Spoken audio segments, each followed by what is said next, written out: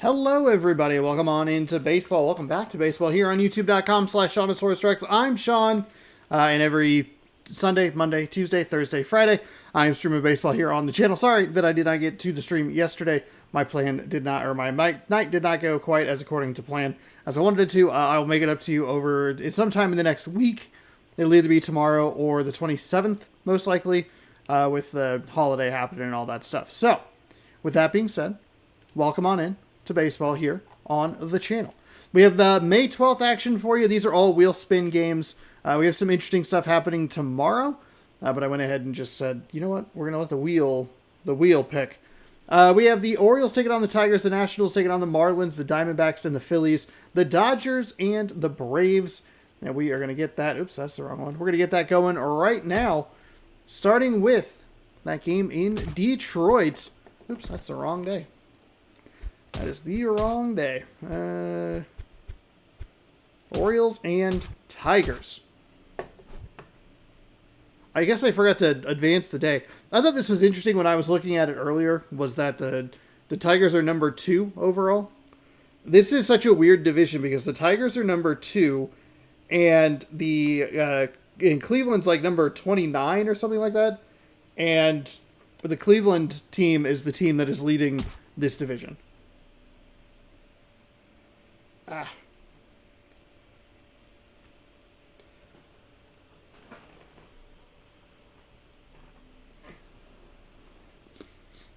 Welcome on in. Hopefully you're doing well. Happy Friday to those of you celebrating.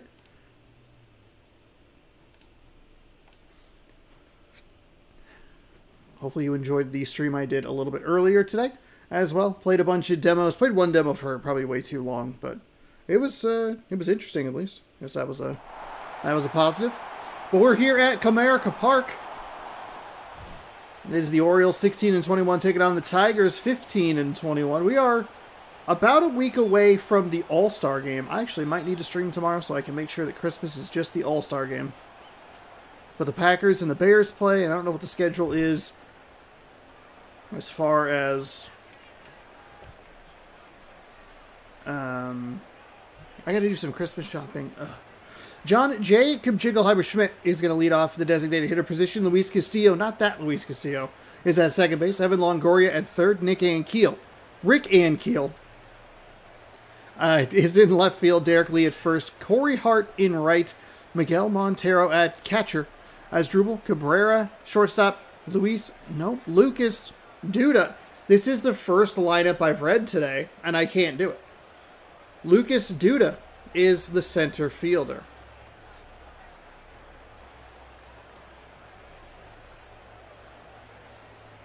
Taking a look at the starting pitcher, it's Javier Vasquez, 2-5 with an 8.20 ERA. 7 games with 18.2 innings pitched, 36-14 hits, walks, and strikeouts. There's your defensive lineup for the Detroit Tigers. John Jacob Jingleheimer Schmidt. His name is my name, too. He'll lead off.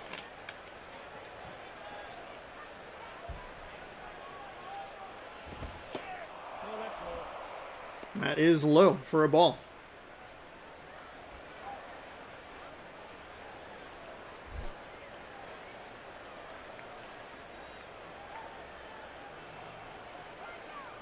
Here is the right-hander. Fires that outside. 2-0. A couple of teams looking to stay afloat in the playoff race. I think it's going to be a little more difficult for the Tigers just because of their division being so competitive ahead of them. And the Orioles, I guess maybe it would... okay, let's pose the question to people who are watching. Would you rather have 1 to 2 teams ahead of you, but the gap is larger? Say it's like 7 games. Just a kind of a random number. Or would you rather have, let's say, 1 team, 7 games, 3 to 4 teams, but there's like 3 games between each other? I guess it would depend on time of year. What's left on the schedule? Because like so if you are we'll use an example from the Seattle Mariners that is going to be knocked out to right field, but the right fielder's there to make the catch, and that is out number one.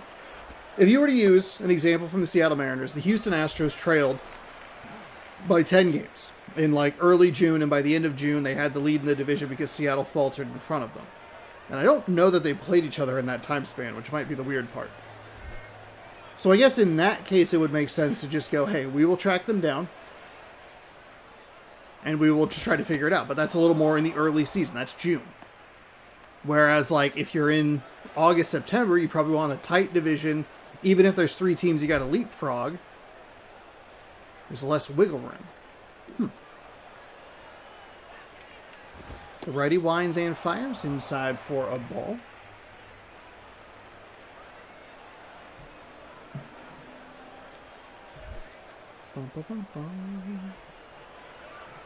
New taste test posting tomorrow, 7 a.m. Pacific time. So if you'd like to... Oh, that's off the heel of the glove and into left field, excuse me. That's a break for the Orioles. And Detroit getting Baltimore BS'd here in Detroit. That Pete Alonso signing is so scary.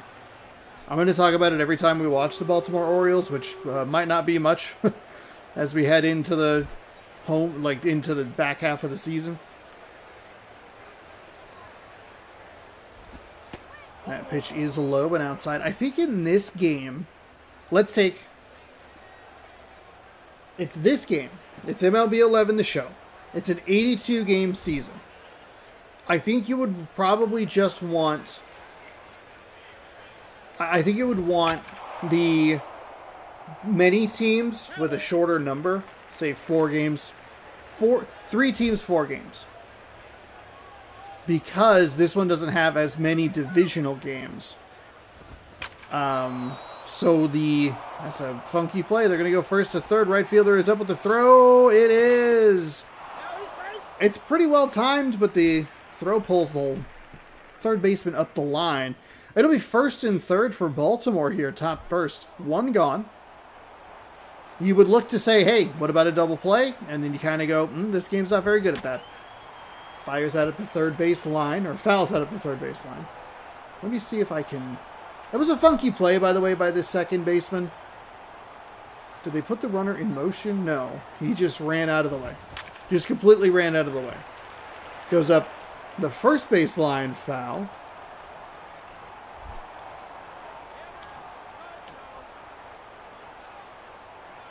Here comes the pitch from the right-hander.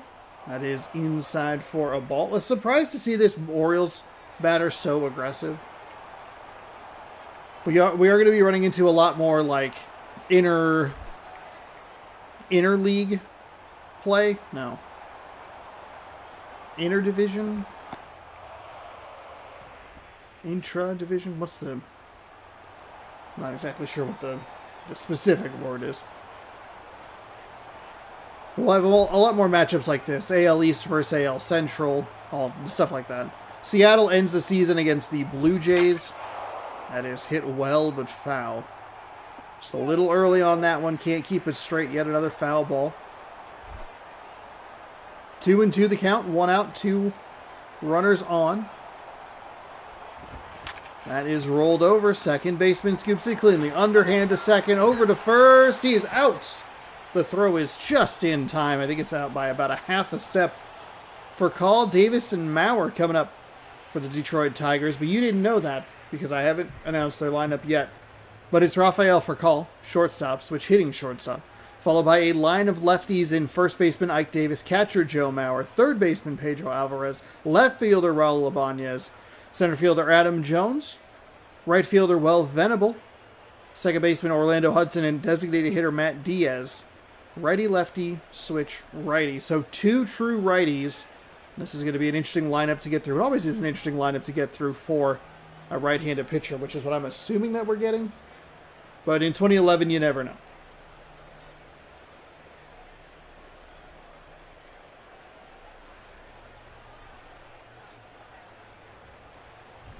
We are getting a righty. It's Edinson Volquez. 3-3, a 5.19 ERA, 7 games, 17.1 innings, 15-8-19.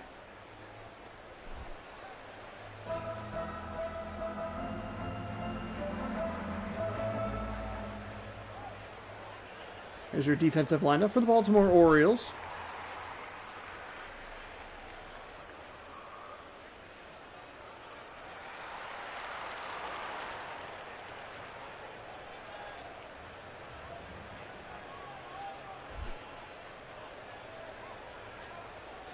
Here's the leadoff for Call. And the right-handed pitcher throws it in, fouled off up the third base line. 0-1. Baltimore 0, Detroit 0 here in the bottom of the first. Nobody out. The first game of 4 games that we have for you this evening.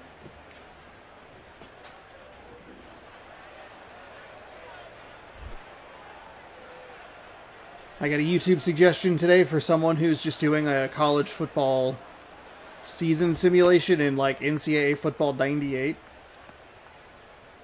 So I've just been watching old computer-based football for the last, 40 minutes or whatever it was before I came in here to start streaming. Here's the wind and the pitch. That is hit into left field. The left fielder dives and makes a beautiful catch. If he misses that, oof, boy, oh boy. I guess depending on the bounce. If it misses and he goes, we've seen some players, they're able to make that dive and kind of block it. It doesn't shoot too far away from him. But if that gets out to that 370 marker, look out. Ike Davis is hitting .309 with 3 home runs, 5 RBI and a stolen base.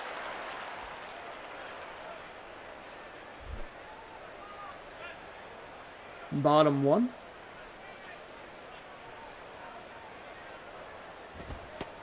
That just misses on the outside. Look kind of good from our angle, but we are off. How many degrees would this be off? Because I don't think it's not 40. It's like probably 15 degrees off, maybe. We're down a rabbit hole. No. What? No, I did not find the Weinhardt at the Bowden. Right. I'll be honest, I'm not sure what the parentheses mean. On Tuesday night, and found out an interesting stat about the MLB scheduling 20 years ago. Hit me with it. Our head of research, David, in the chat, everybody. I was thinking about that yesterday. I was sitting at a table watching the football game, and I was like, what did I call David the other day? He was my head of something. I got to take a phone call real quick. Hang on. We'll let this run, but I'm going to mute my mic.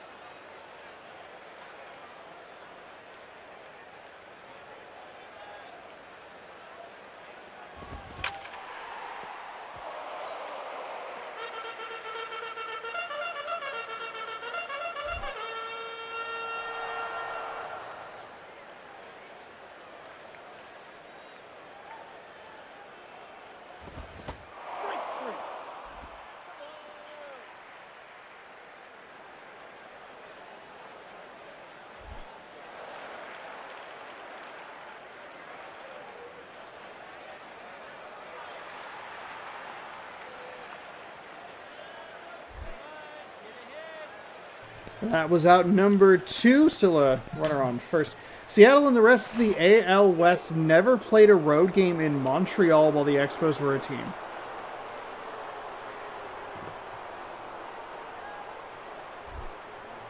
Huh. That's... I guess it makes sense, but it's still like... That's fascinating. Why is MLB so bad at this? Like, why? Why? Why would you not want the Dodgers and Yankees to play every year? You know, in the NFL, it's not a great example. We had to watch Peyton Manning and Tom Brady every single year. Every year. They made it happen. Granted, the Dodgers haven't really been great in my lifetime from... Anyway, I'm not going to get into it. It's a semantical argument. I'm just saying... When you look at the ratings from 2024's World Series, and it's like doing incredibly well, why would you not want big marquee teams playing every single year? We get LeBron and Steph Curry every single year. It's just... Ugh. That is wild. Okay.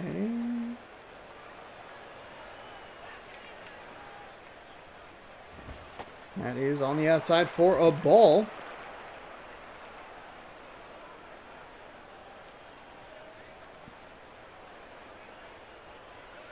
So in the 7 years since the interleague play was created before the Expos moved to DC, they only hosted the Expos. In that span, so that'd be what, 90, early mid 90s, whatever. So in the 20-ish year, we'll call it 20 years, just to make it easier. What was the average length of time that a team would go to an opponent's stadium? In the NFL, it's every 8 years. An AFC North team plays an NFC North team every 4 years, and they rotate home games. So Green Bay played Cincinnati this year. They won't play Cincinnati in Green Bay likely for 8 years, barring any sort of playoff finish. That's where it gets complicated. Or not playoff finish, standings finish. I guess that would be my next question, is like, if Seattle played Florida in Florida's not a good example because they didn't exist till 1997. The Dodgers, the Cardinals, St. Louis. They played in St. Louis an average of every blank years. How many times did they host the Expos? That is rolled over. First baseman scoops it, underhand, tossed over to the bag at first, and that is out number 3. A funky bottom of the first, interrupted by a phone call. Comes to a close. It is Baltimore 0, Detroit 0, Lee, Hart, and Montero coming up to the plate.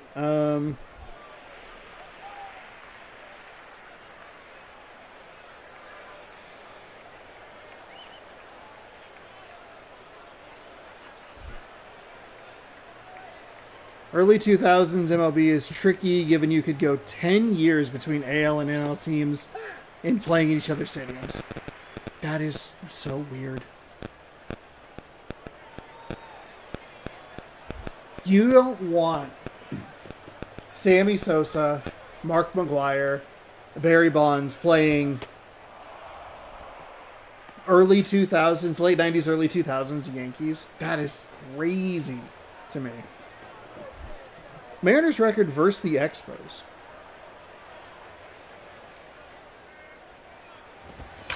That is hit out to center field, and now we'll get down for a base hit. The Orioles have a runner on immediately. So just pulled up on statmuse.com. The Seattle Mariners have a 4-2 record all time. They played in 2003 and 2004. And like you were saying, all in Seattle.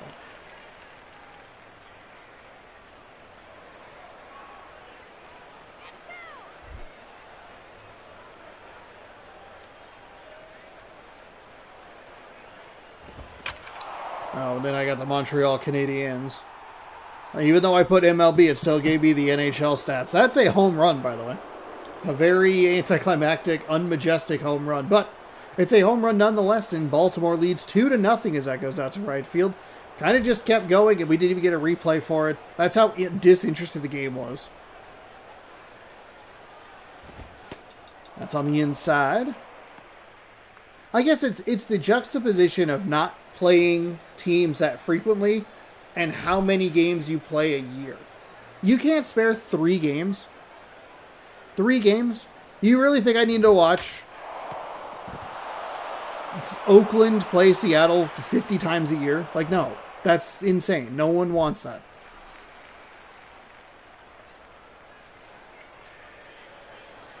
That's Dribble Cabrera. Like, if you live in Kansas City, you should be able to see Shohei Ohtani play every other year.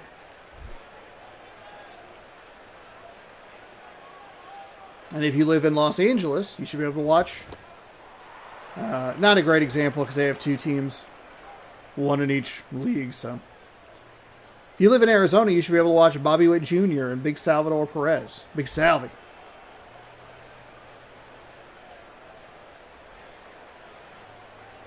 Here comes the pitch. It is inside for a ball. Detroit's got to get a hold on this inning here in the top of the second. They survived a bit of a rough first inning. They've given up the 2-run home run. Take that, throw it out of your brain to the best of your ability. Try and turn 2 here and turn this around.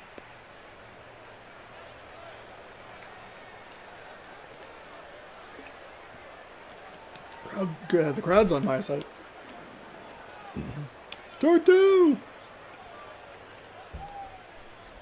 Righty winds and fires. Swung over the top and foul. Sorry. Foul. My bad. That is hit. Dives. It gets past a diving shortstop into left field. Not deep, so it'll be a single to advance the runner to second. Seattle played Montreal once in 93 and 04, pretty much the same weekend in Montreal. Took 2 games in 03. Seattle swept in 04. Why would they do that? Why would they make Montreal fly all the way across? Twice. Seattle got 2 Canadian teams both of those years. They get Toronto once a year.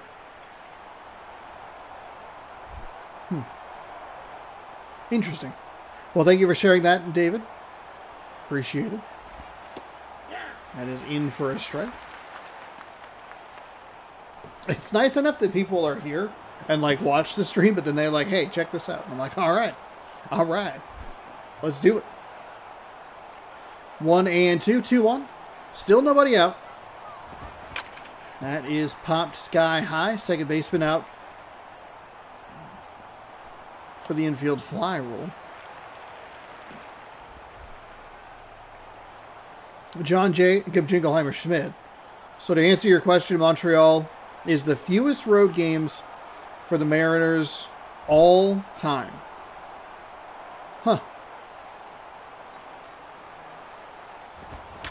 That is going to get into left field. Do they send him around third? They do not. They will work station to station. Left fielder, they're giving a lot of respect to. The balls aren't getting super deep into left field, which I get. But even if you have a speedy runner going around, you can force a left fielder or any fielder to just throw the ball in and hope for a little bit of chaos. They must think a lot highly of this guy. Is it Ibanez? We're kind of learning the rosters here. I wonder, okay, so then now my question is, when the Nationals switched, or when the Expos switched to the Nationals, does that change the standings at all? You're saying the Montreal is the fewest road games for the Seattle. Oh, no. All time. Seattle is the fewest. Okay, I get what you're saying.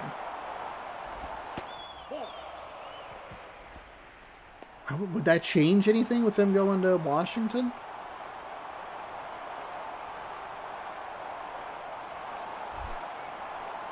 Weird. I can't imagine.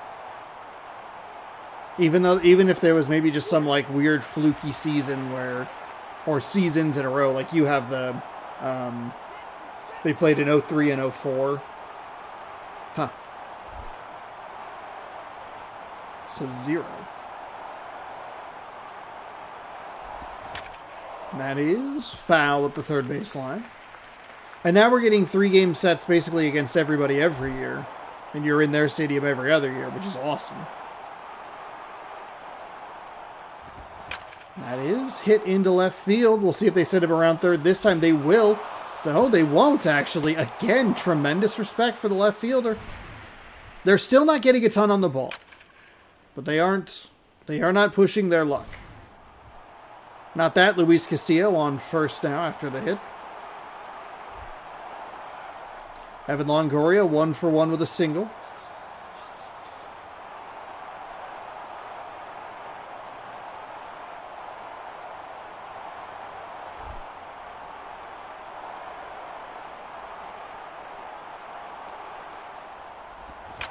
That is into left field again. This one they will send around, and it's not going to be his fault because that was a slow roller well away from him. I apparently love the Detroit Tigers left fielder. I'm giving him every answer, every excuse in the book. Seattle has played twice in DC, including after the Expos moved. So they would still probably be last. Randy Choate. Okay, yeah, 13 games with an 0-2 record, 2 saves, 3.97 ERA, 11.1 innings, 1 walk, 13 strikeouts.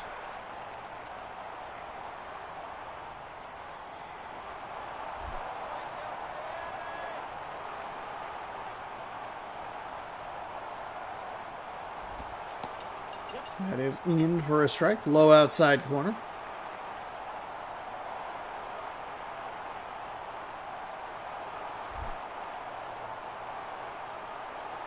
Runners on first and third, 1 out. Massive top of the second here for Baltimore. And they went to the bullpen to get to a lefty.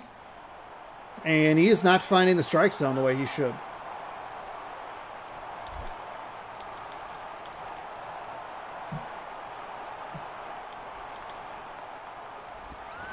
That is going to be hit out to left field yet again.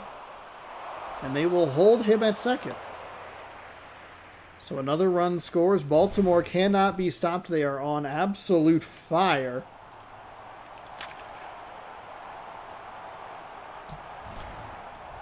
Which I guess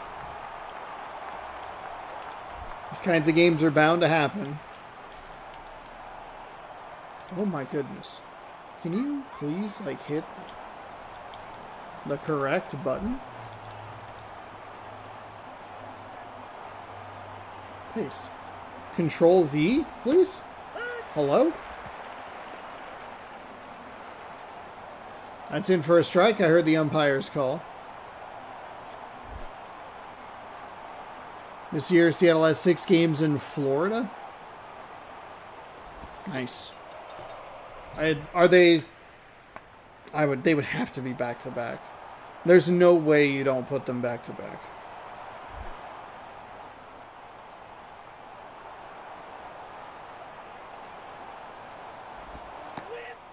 I have to be part of a big, long East Coast road trip.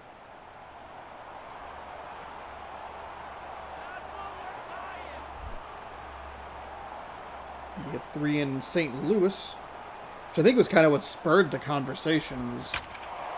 Oh my goodness.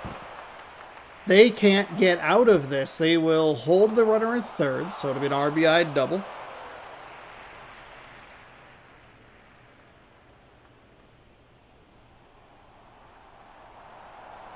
Wait, gross. May, June.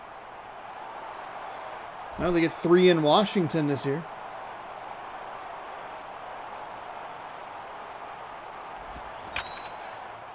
That'll be rolled over to the second baseman. It'll be a run scoring out.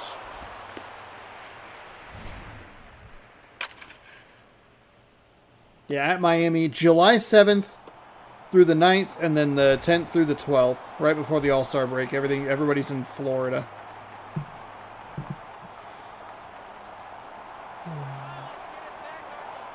Forgot what week. It's like a Tuesday and Thursday. And a Friday to Sunday. You were spot on, by the way. That is rolled over. Third baseman dives over it. Another run is going to come across the plate.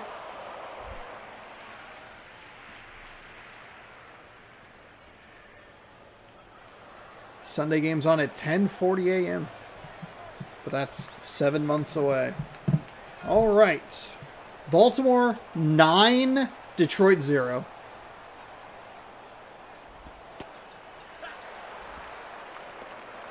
Congratulations on your home run.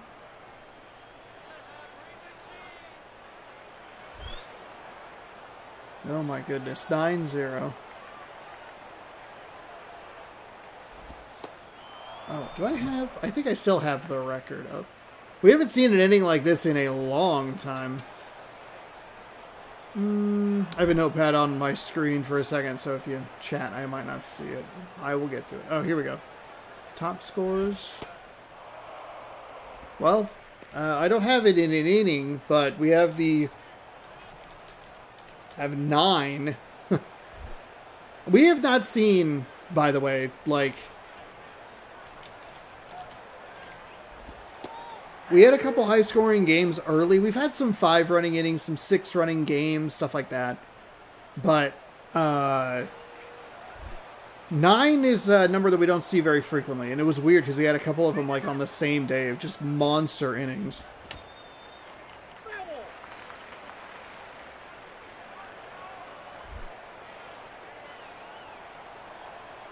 Oh, gotcha.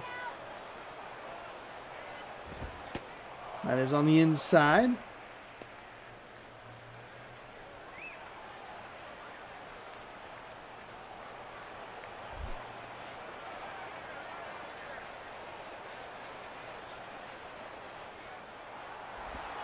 They're going to put a runner in motion. They put a runner in motion with a full count and a 9-0 lead.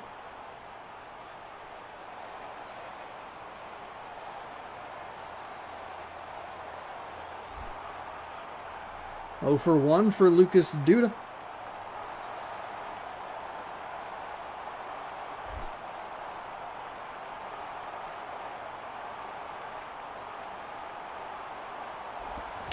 That is rolled over. Will this inning mercifully come to an end? It will. Whew. 9 runs on 10 hits. They had 2 in the first inning. It'll be up to Jones, Venable, and Hudson, to try and make this game interesting. Or, here's a thought for you. They don't. They just throw in the towel down by 9. It's a regular season game.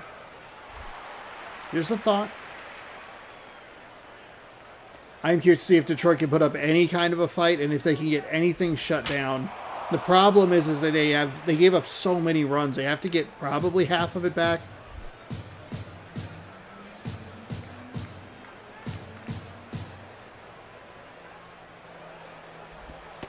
That is in for a strike in the inside corner.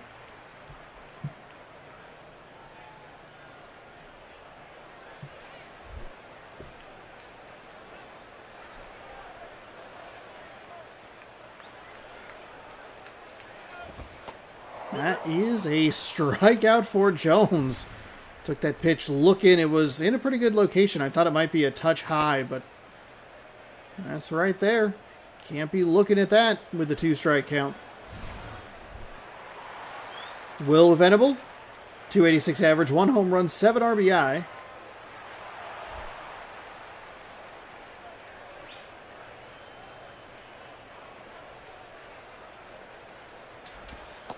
That is low and outside.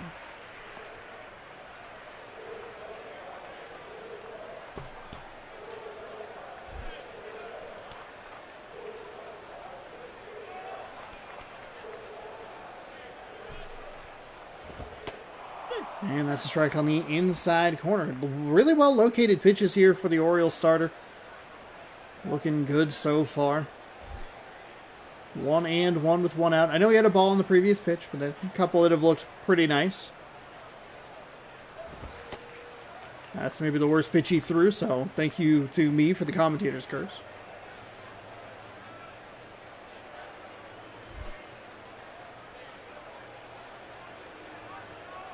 Here comes the 2-1.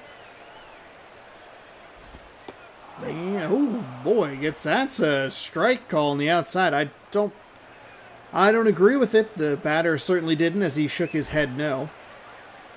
That makes it 2-2. It's a big swing. 2-2, 3-1. And there's a big swing and a miss. That will do it for him.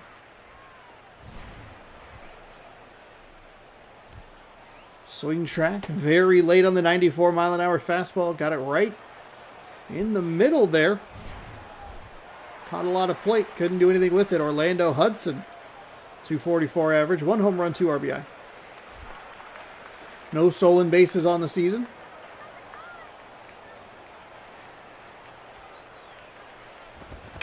That is hit into right field. Okay. Detroit gets a little something going here. Matt Diaz. My apologies.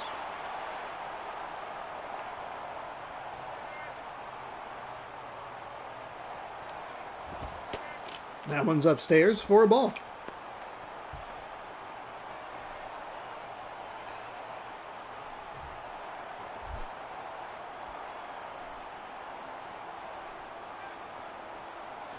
Here comes the 1-0. That is low for a ball. 2-0. Good eye on that pitch. Gets way ahead here. Oh, gosh. My mouse.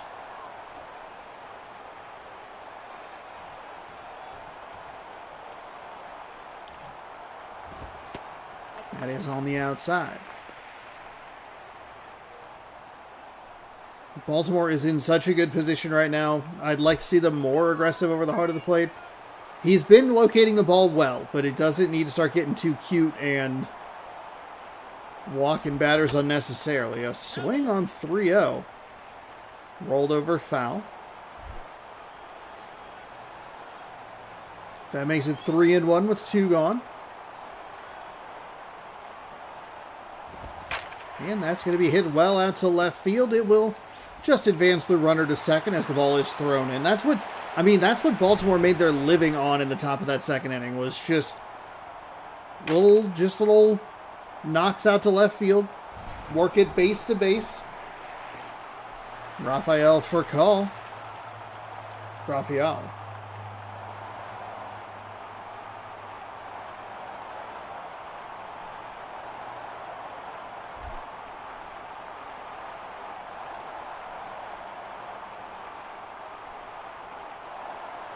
Here comes the pitch. 2 on, 2 out here in the bottom of the second. Gets the knees, and that'll be a strike. 0-1.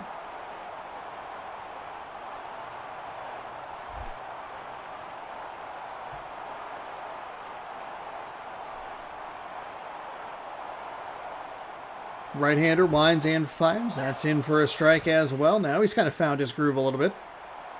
2 nice locations toward the bottom of the zone. Batter's not really going to be able to do much with it.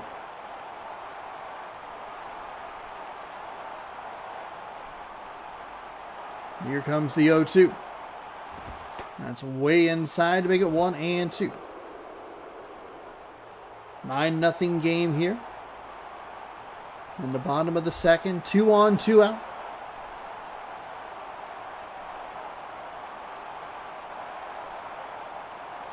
Alrighty. Misses wide.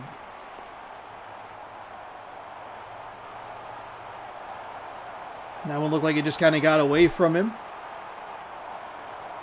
So you have kind of a little bit of a deuces wild. 2-2 with 2 on, 2 out in the bottom of the second. The ultimate would be if it was a 2-2 game at the bottom of the second with a 2-2 count. 2 on and 2 out. That ball fills up the count, and here comes the payoff pitch. Runners will be in motion. And that'll be rolled out to second base. He bobbles it, but... Ooh, they're going to play the want, the sad trumpet or trombone. And we saw that backfire a couple of times. It was a bobbled ball out to second. I thought he was still going to be able to get him, but he was safe. Safe by like maybe half a step. It'll bring up Ike Davis, who has worked a walk today.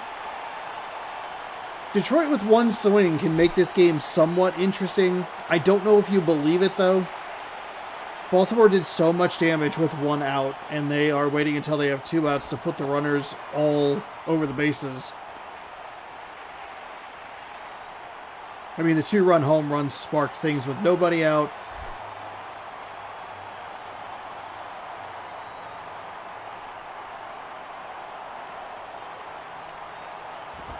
That is foul up the first base line.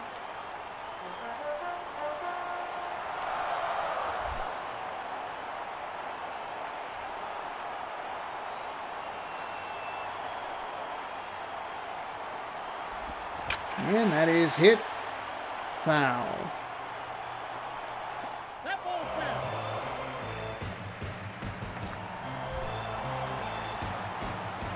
One and two. Tigers all over the bases. Here comes the pitch. It is up to first base.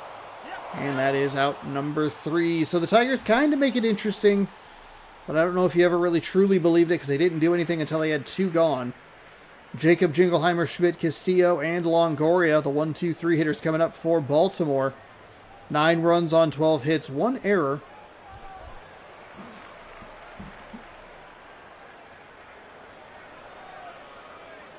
Cub, Jingleheimer, Schmidt, 1 for 2.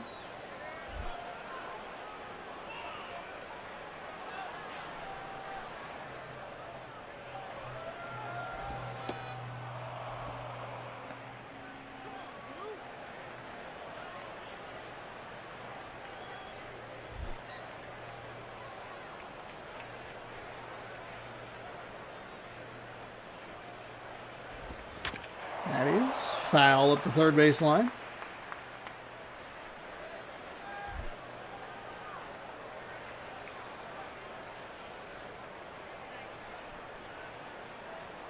And the lefty misses inside. One of the things I think this game struggles with is the pitchers who get too cute too easily. It's a 9-0 lead. Or, I guess you're trailing 9-0. Never mind. I forgot that we flipped innings. That's on me. My bad.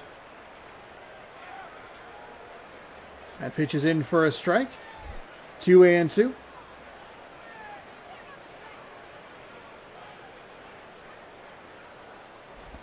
And swung on and missed. So that's what you're looking for. Lefty-lefty matchup. Get this inning started on a positive note. If you could have driven in a couple of runs, it would have made it more important. But right now, it's just... hey, let's maybe not let them have double digits. Set some small goals that you can attain.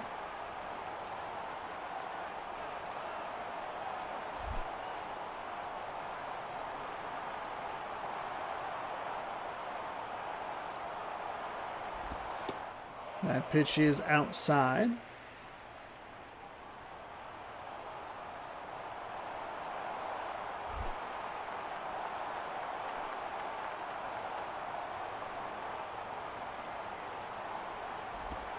That is, that's in for a strike right at the knees. I thought that was going to be called a little bit low, but hey, I'm not a 2011 digital umpire, okay? 1-1 with a 1 on, out. What? 1 gone, 1 gout. That's outside. 2-1.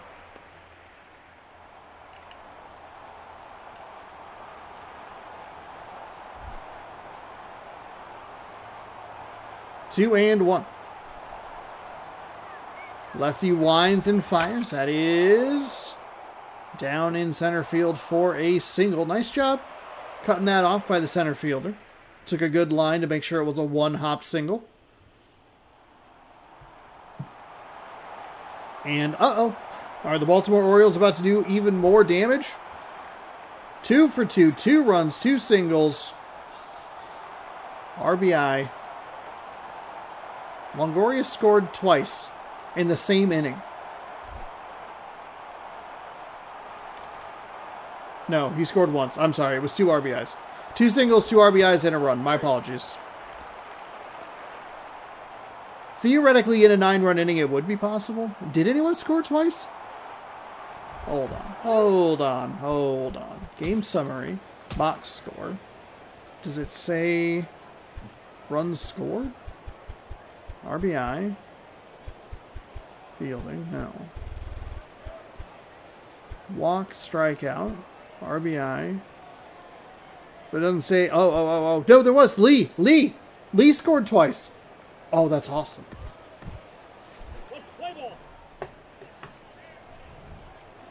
It's organized so differently. It's weird that runs is the second category. That's an unnecessary flashy behind the back throw when you're down by over a touchdown. But Baltimore is relegated or held to 1 hit.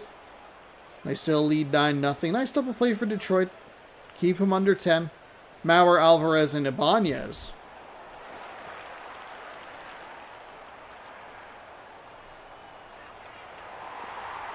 Cover star Joe Mauer. He's up to bat here.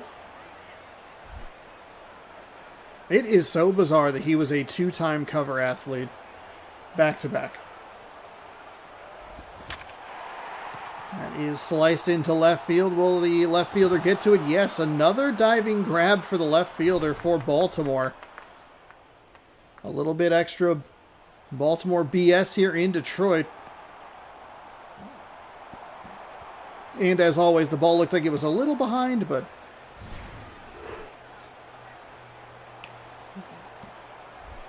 they make it look a lot better in the replay. Pedro Alvarez has a walk on the day. Might be just looking forward to getting home and going to bed, wash this one off, and come back to the ballpark tomorrow.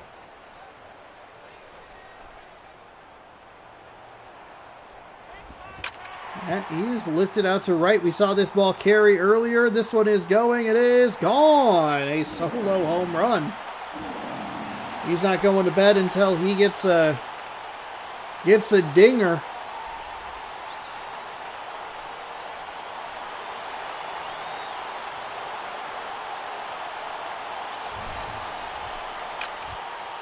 .349 majestic feet. I don't know that we need a replay for this home run when they're down by now 8. Raul Ibanez in left field. I've been praising him all day.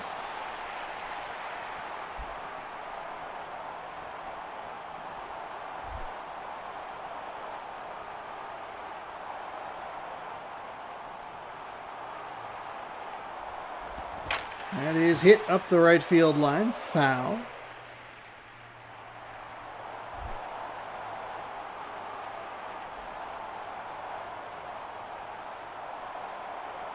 Here comes a pitch from the right-hander.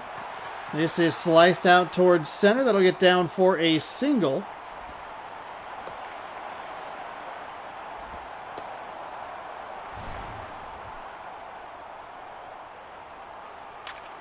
So nice job by Ibanez. None of the runs were his fault that he gave him up. And Baltimore, to their credit, did a good job respecting Ibanez. They weren't too aggressive on the base paths, which they can be in this game. 1 out and 1 on. It's an 8-run lead. Ooh. Jones, who's already taken a weird pitch for a strikeout, takes that one for a strike.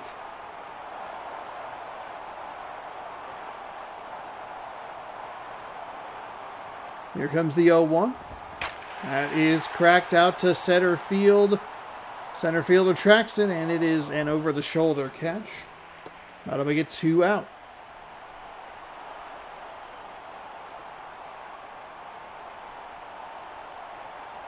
Cleveland beats Seattle 3-1, apparently.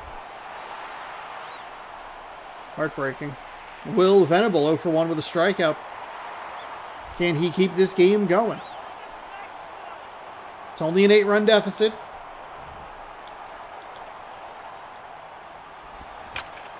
He will not. It'll be to the shortstop who fires over to second. That picks up that number 3, and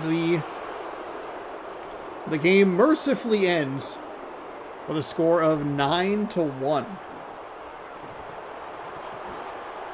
What a weird one here in Detroit. Baltimore BS their way to another win. Couple nice dives out in left field. They just sliced him to death with singles for the entire game. The 2-run home run got things started. Corey Hart's your player of the game. A 3-run home run? Was it a 3-run blast? What? Oh no, he's 1 for 2 with a home run, 3 RBI. He must have knocked somebody in when it was an out. Whatever. Edinson Volquez, goodness gracious, 4 and 3 after the win. Javier Vasquez. Oh wow, I didn't realize how similar those. It's literally it's 2-letter difference. Whatever. 2 and 6 after the loss. Hart with his 3rd. Alvarez also with his 3rd of the season. As we watch me struggle with words. Yeah, but the 2-run home run got things started. And then it was just single after single after single. They were advancing smartly. I think they had a double in there somewhere. But Detroit gets walloped, and that will send us to our second game of the day. Right after we get caught up on some scores, Rays over the Royals 1-0. The Athletics beat the Red Sox 4-0. Twins over the Yankees 7-3. Angels over the Blue Jays 5-0. This is going to be an interesting series. We're going to probably watch. We're going to watch this series finale tomorrow because this is an AL wildcard race. If you look at it, Angels, I believe, a game and a half back now of the Blue Jays, so that's fun. And the Athletics are in it as well, so we could take a look at Athletics Red Sox. I don't know if I wrote that down or not. Cleveland wins over Texas 1-0. Those records, it's just so weird because Cleveland's awful. They are literally like the last team rated in the MLB, and they are 23-13. Nationals and Marlins is where we're going next as we watch that 9-1 destruction. That was wild. Mariners lead in the AL West is shrinking down to 3 games. 6.5 over the Rangers, though. It is tight. Angels and Athletics. Some people will watch them. I guess I can put that down. May 12.2. Angels. So it's Athletics and Red Sox, I believe. Yeah, because we watched that the other day. Oops, paste that. And then welcome on into Florida. 14-23 Washington taking on 21-15 Florida. Wild card race. We have an interesting 4-game wraparound set happening tomorrow. It's between the Twins and the Royals in the AL Central. Jose Reyes is the shortstop. He will lead off. Chris Coughlin in center. Ryan Howard at first. Russell Brandon at the designated hitter spot.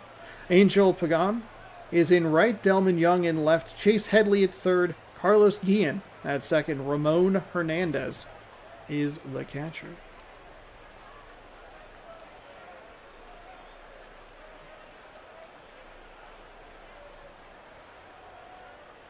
We'll have to keep an eye on the Cubs and Pirates as we talk about Jared Weaver, 5-2 with a 2.25 ERA. 7 games with 20 innings, 17, 7, and 16 hits, walks, strikeouts.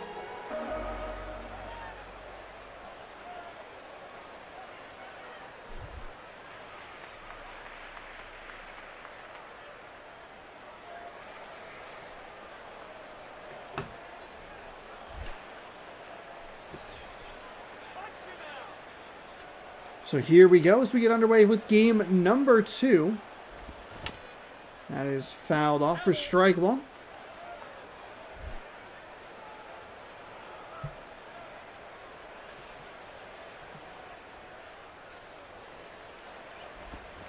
That is going to be a hit into left field. A nice dive, but he was not going to make that play. It's good effort. Maybe a little flashy, honestly, just to make sure that the coaches are paying attention. Like, Coach, you see that dive? I didn't have a shot at that ball, but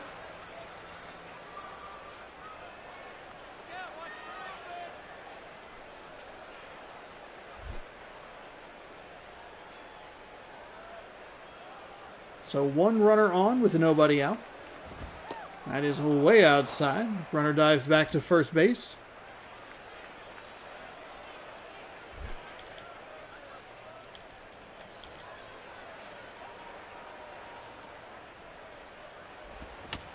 is fouled away.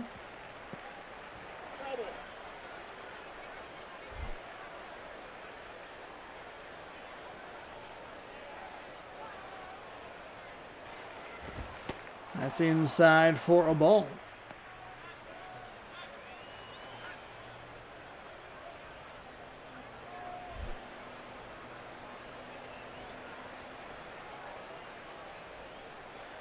Here comes the 2-1 to the left-handed hitter. It is going to be skied to the catcher, who walks under it a little bit and makes the grab. And that is how out number 1 is recorded. Ryan Howard, 5 home runs, 13 RBI.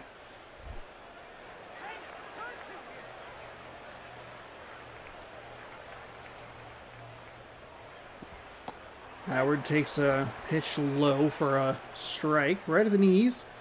Nice location. I thought Howard might. Maybe I'm thinking the same way that the pitcher's thinking. If I throw him something a little off speed, can I get him to swing on it? That case, no.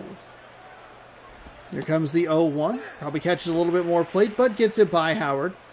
I'll make it 0-2.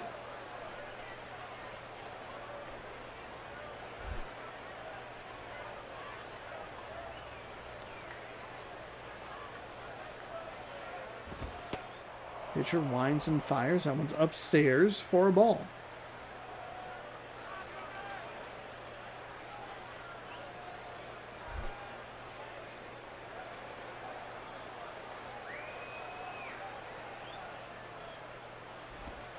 That pitch misses for a ball.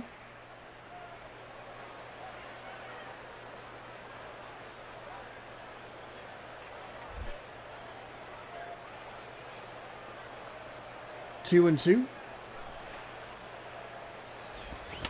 And Howard fouls it away. Looks like he ran out of a little bit of patience there. Everything here to him has been very low. Really looking for that ground ball, or just does not want Howard to be able to get to it and drive it. That one misses. If he can just maintain a little bit of patience, this pitcher will give up the walk.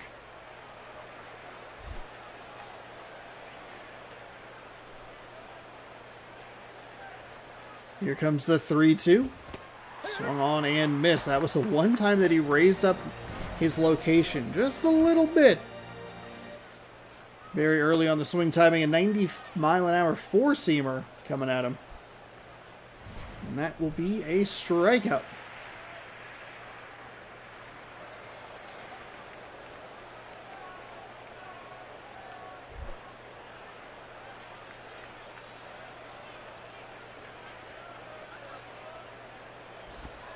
That pitch is inside. Ball number 1. Washington with some nice patience here, really making him work. 2 gone here in the top of the first. That one gets the top side.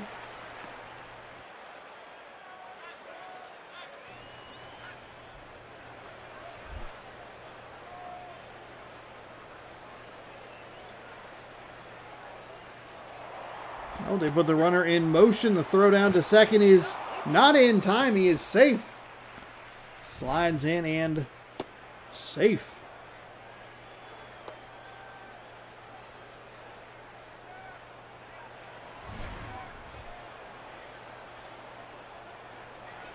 He says it's on him, but it actually was a pretty good throw. If anyone, it's the second baseman. If anything, honestly, it's just MLB 11, the show, just being a game that's not quite as smooth as it should be.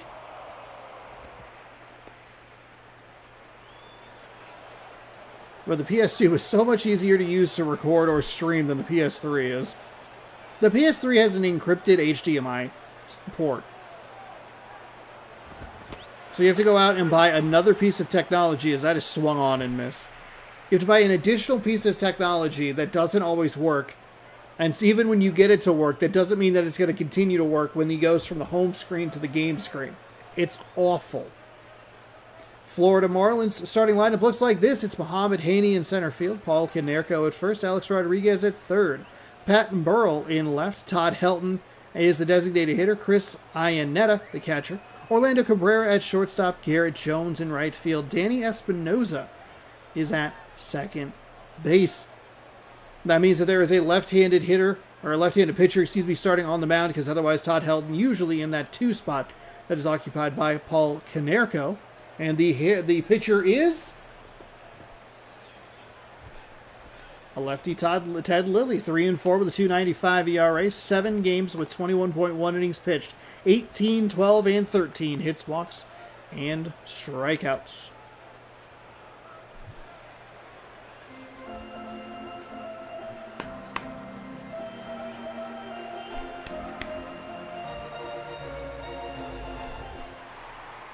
Muhammad Haney is batting .231, no home runs, no RBI, does have a stolen base. And he will get things led off for the Florida Marlins in the home half. I almost said that I'm excited to watch the Mariners play the Marlins because we'll get to see Jazz Chisholm. He plays for the Yankees. As that is caught by the shortstop in the left field grass, Paul Konerko.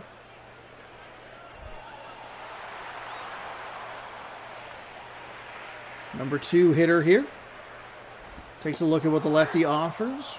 Right at the bottom of the zone at the knees. That'll be a strike.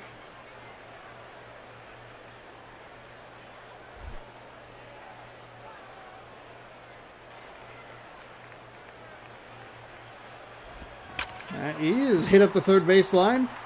Going to get to the left fielder. He will think about taking the big turn at first base, but he goes back to the bag.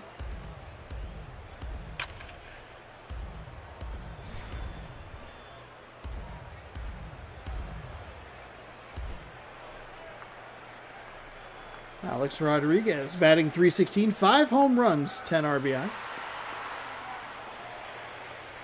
He was on fire early in this season. Those stat numbers have picked up a little bit. The batting average is cooled as you would expect. But if it seems like there might finally be people getting on in front of him, which is always part of the problem. Is that just when we would watch the Marlins, especially early in the season, we had him a bunch. Alex Rodriguez, it felt like in the first inning every single time as he's going to get plunked there in the back. Felt like every time he was coming up, it was with 2 outs in the first inning, and it's just like, well, you can't really get RBI unless you're knocking him out of the park, and he didn't really have a lot of home runs. Maybe they're facing a little more left-handed pitching. This is a couple of times now in recent memory that we have looked at the Florida Marlins with a left-handed starting pitcher for the opposing team. You see that lineup just a little bit different. So after the hit by pitch, it puts a runner on first and second.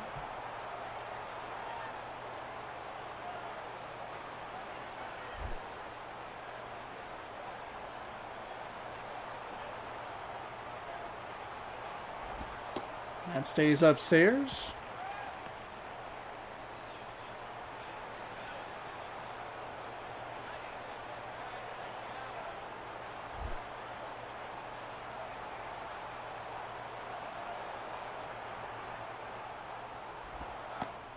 That is inside for a ball.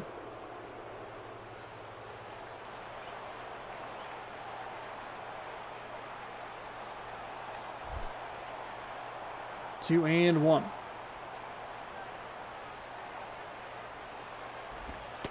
That is outside for a ball.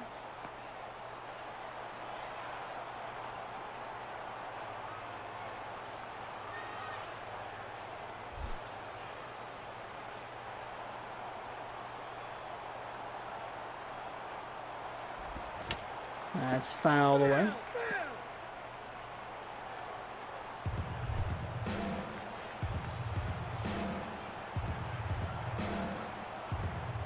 Here comes the 3-2. That'll be a pitch on the outside. It will be a ball. Ball 4. So, it was a hit up the third base line. A hit by pitch and now a walk. Florida Marlins here. Good opportunity to get a early lead in this one. Todd Helton. That average number is coming up a little bit. He was really struggling early in the season. See if he can get a hold of something here from the lefty. Anything but the inning-ending double play.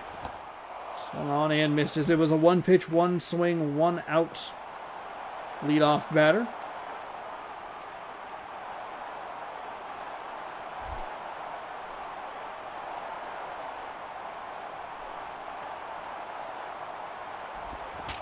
That is going to be a little looper into left field. It'll get down. It'll send one. They will let the runner run behind him. Ooh, it's actually a much closer play. That's a nice throw in from the left fielder. A little bit late. I love the athletic, diving animation that we get from the defenders. God, the Florida Marlins have 2 world championships.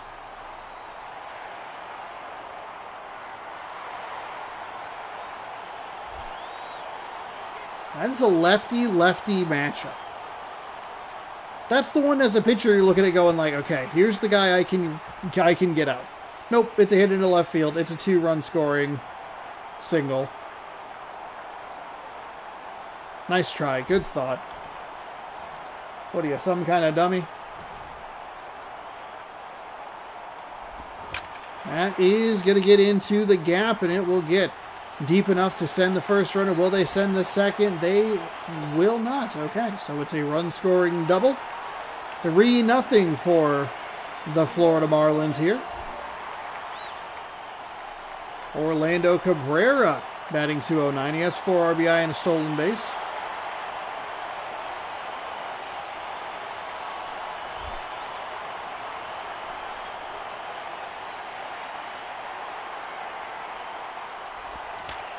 This is going to get popped out.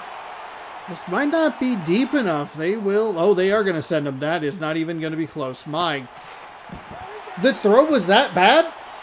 Holy moly. It's a sacrifice fly. He was dead to rights. Oh my goodness.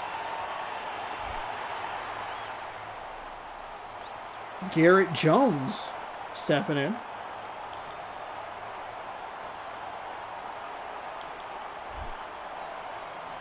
Wow.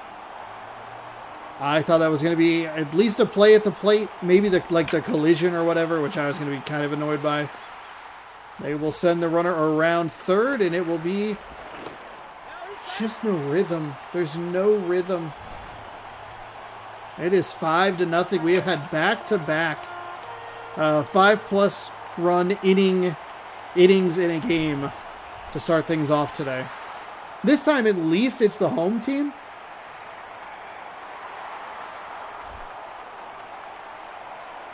A little more 2-out damage. That is foul up the first baseline. Off the advertising board, 0-1.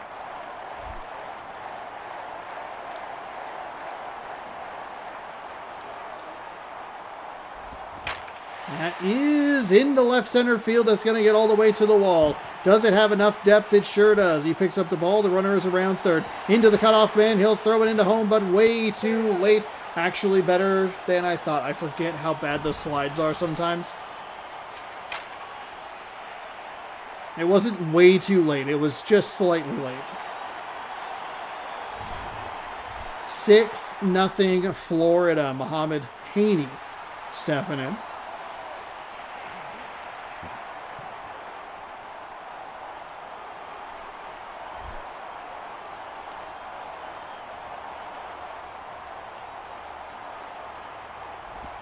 That is inside for a ball. 1-0.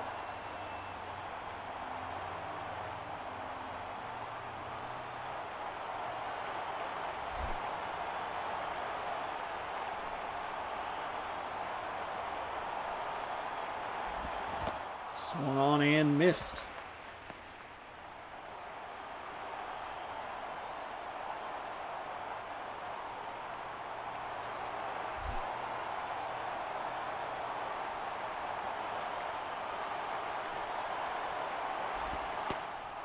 That is a strike on the outside.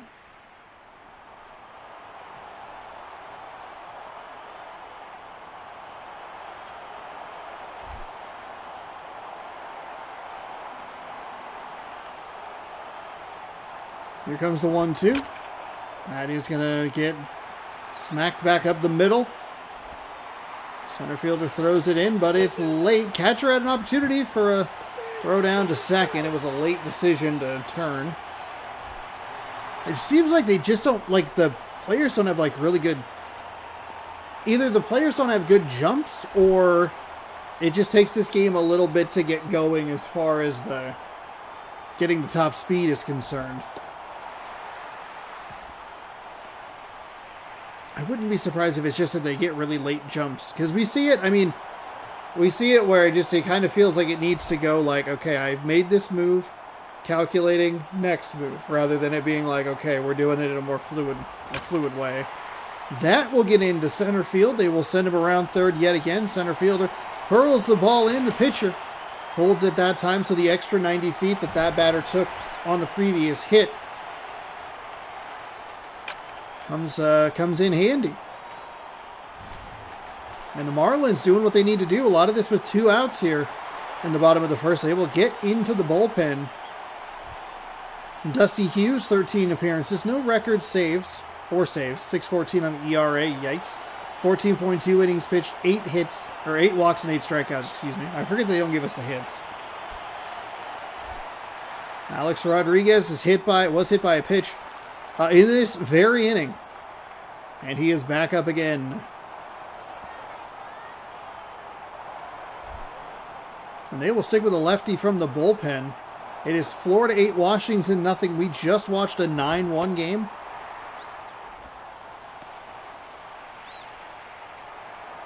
Current high is 14 runs. That was by the St. Louis Cardinals, I believe. Lefty readies and fires. That is foul. Up the third base line. 13 by the Cardinals. Oh, that was on day 4. The previous one was on day 3. Doesn't matter. I don't know why. I said it was day 3. I should have just said April 3rd. I don't know why I did that.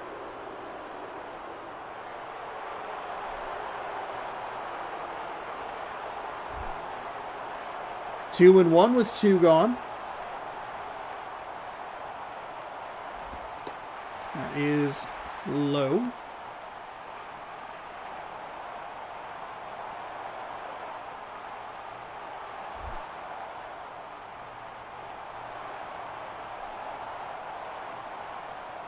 Here comes the 3-1. Big swing and miss from Alex Rodriguez. Fills up the count.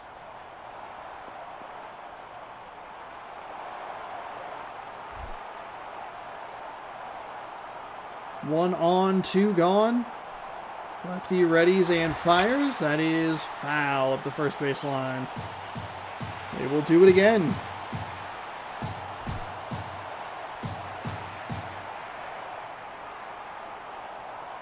Here comes the pitch. And it is a no-doubt home run for Alex Rodriguez. He is going to put that in the seats and score twice in the same inning. Second player to do that today. We have had some wild offenses. Florida scores 10 in the bottom of the first. And that is out to right field. Does it have enough? It does not. But he will still get to second, no problem. As they just keep swinging. I cannot believe that Washington went from a lefty to a lefty. Bring in a righty.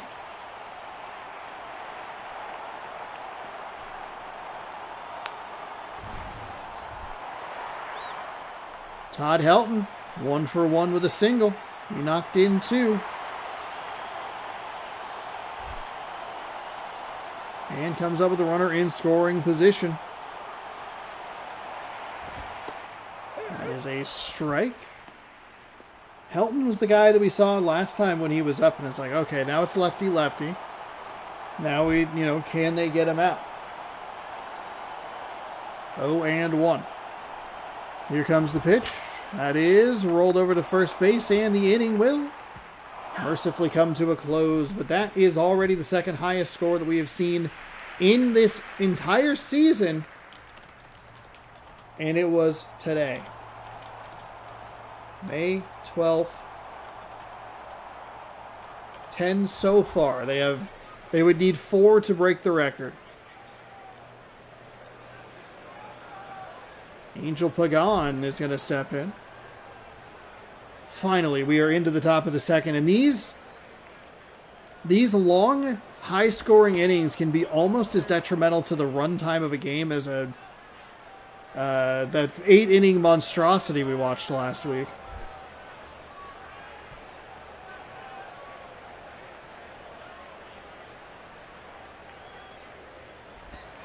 That is on the outside for a ball.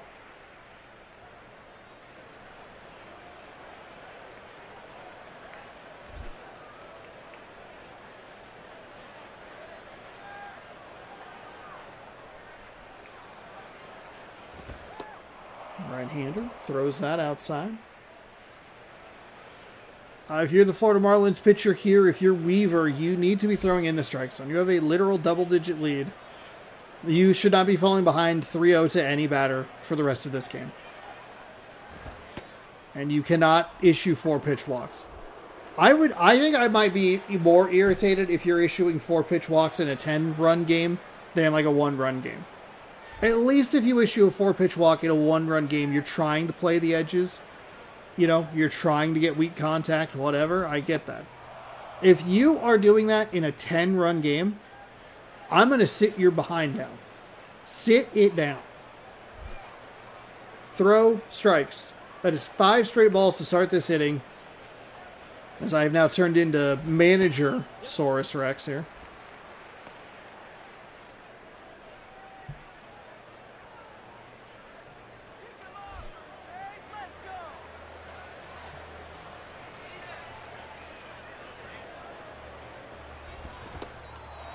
Thought about swinging, but did not. I don't know why you would really even think about it. He has thrown 7 pitches, 6 balls, 1 strike here in this inning.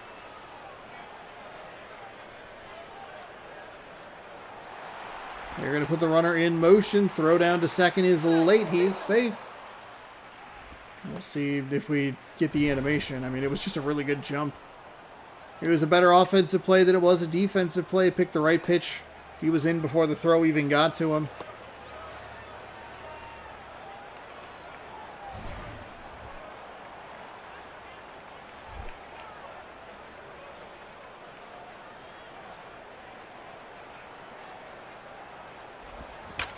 That is hit into right field, so the Nationals, they're going to go around third. The throw is into home, and he is out. Nice play by the right fielder. This is a great example. This is why it was so effective for Baltimore in the last inning, or the last game, excuse me. They took what the defense gave them. If it was a single, sure, they'll advance the runner to third. Granted, there was a steal on that. I get it. But they respected the outfielders in their arm strength and their accuracy, and it benefited them greatly. Washington gets a little bit too aggressive. Should have just gone 90 feet, because he was out by a couple of steps. It wasn't like, ooh, close play, like perfect throw beats him. It's like a pretty good throw beats him. Just make it accurate. That is foul at the first base line.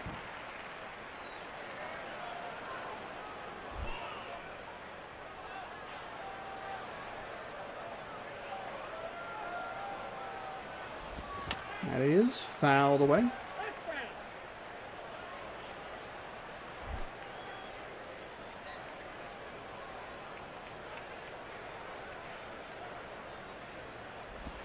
That is inside for a ball.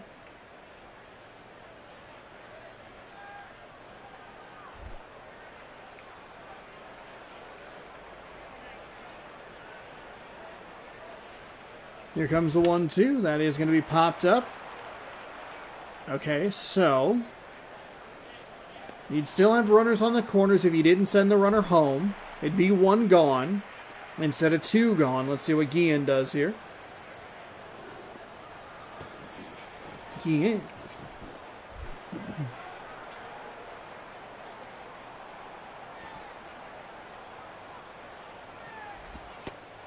That is way upstairs.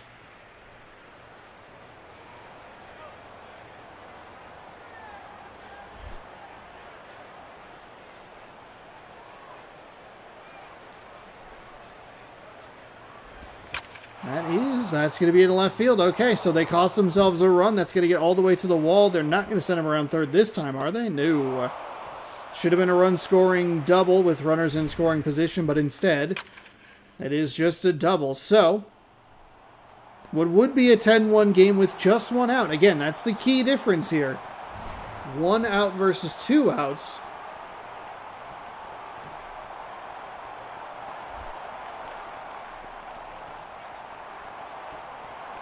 Ramon Hernandez.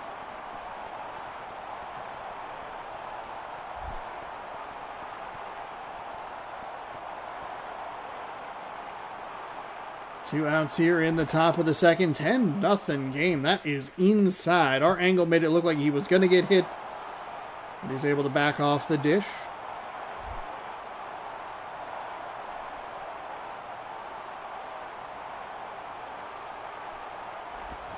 That is over the shortstop's glove. That'll get all the way out to the Topps Attack logo. It'll be a 2 RBI double. Okay, we're getting to an interesting spot here. We're not really. That was a bit of an exaggeration. I acknowledge that. 10-2, not thrilling. Here comes the pitch, stays outside. I mean, when does a game like this get interesting? 10-0 to what? 10-4, 10-5 maybe? Well, it's definitely not going to get any more interesting here, as that is out number 3 to left field. So, Washington costs himself a run, but they still pick up 2 on 4 hits. 10-2 as Iannetta, Cabrera, and Jones back up to the plate for their second appearance of the game. Now let's see if this pitcher can shut things down a little bit.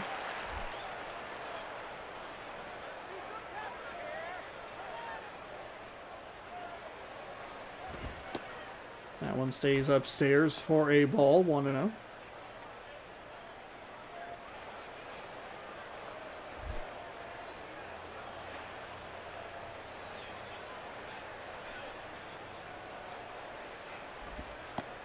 That is on the outside for a strike.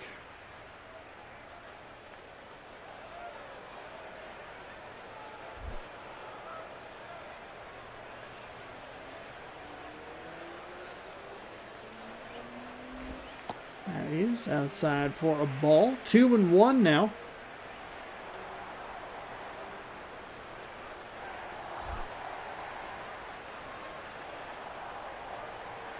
Eight-run lead here for Florida in the home half of the second. That just misses low. 3-1.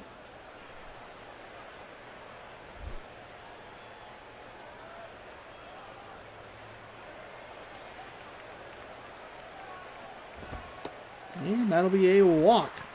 So good patience there, especially with that 3-1 count. Batters really like to swing on 3-1. But that pitch was well off the plate as it comes in. Oh, actually was not. Okay, my bad. Just barely missed. Again, it's the angle that we're at. It just makes things look so weird. If only there was some way I could have checked to see if that would be a problem throughout an entire series or a season. 90 some odd videos or whatever number it's going to end up being. 92 days or whatever. In the regular season, we will have, in the entirety, we'll have likely over 100 episodes of this. That'll hopefully coincide right with the launch of MLB The Show 26. What am I looking at? My notepad. That is popped out to right field. Right fielder takes a look at it, makes a leaping, or lunging grab, I should say. Runner back to first. So where is it? All the way at the top, I guess. Yes. 92 days. And well, I definitely have like 8 days of playoffs. Well, what do I have? 1, 2, 3, 4, 5, 6, 7. Yeah. That is a strike.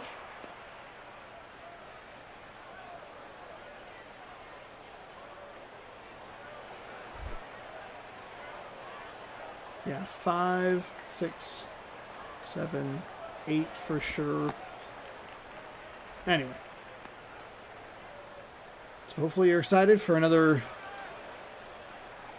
big old chunk of baseball rolling through the new year, or rolling into the new year. Getting excited for MLB The Show 26, which I never did talk about. They put out like a new blog post about some stuff that they were announcing, like a couple of new, a batch of new collegiate schools, and I was like, oh, I should talk about that, and I just never did. It's a big swing and a miss. I think maybe my content should probably pick up right around the time they announced the, just late on a 92 mile an hour, 4-seam fastball. Once they announced the cover athlete, then I think things start to get a little more interesting. And the thing is like, for me at least, it's just a gameplay thing and like some franchise stuff, but even the franchise stuff they alter doesn't affect me because I only do one season. That pitch is hit well out to center field. If he missed that, I wonder if the game would be programmed to not make it, or to not miss that catch. Because that's not up to you how they run. Florida leads 10-2. We'll head to the top of the third. Last chance for the Nationals, and it will be led by Chris Coughlin, playing in his actual home stadium.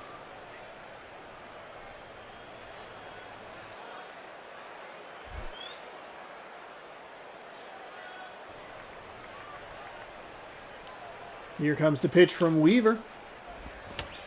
And he's going to get a 1 pitch, 1 swing, 1 out. As he steps into foul territory, right on the other side of the line on the grass, and that's 1 gone.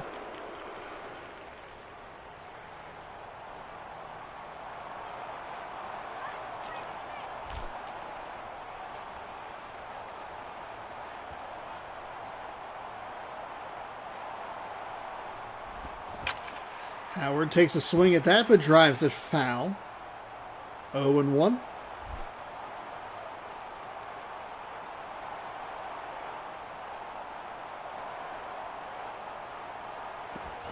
That is fouled away. 0-2.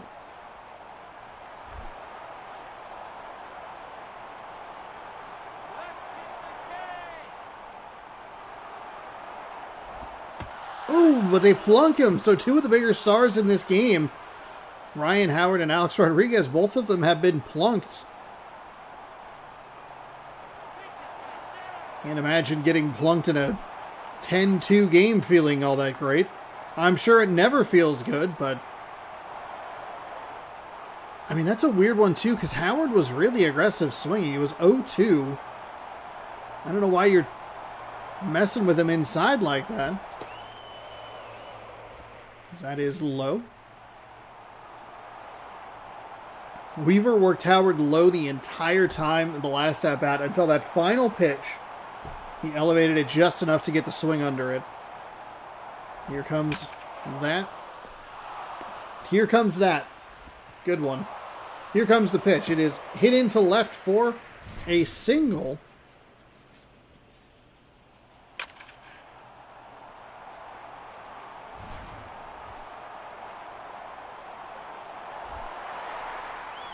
Angel Pagan. He had a walk, a stolen base, and then thrown out at home in a poor play, in my opinion.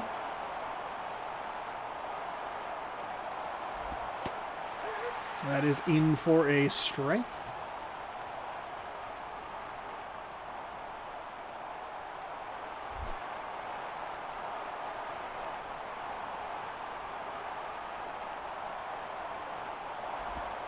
That is in for a strike as well. A couple nice pitches. I like that second one on the outside.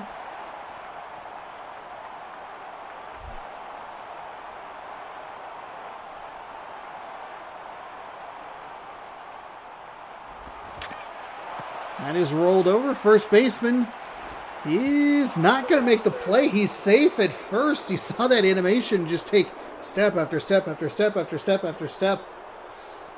Oh, man. Canerico. Feels like he has bad games whenever we're watching. Or just, I mean, in that case, gets a brutal animation.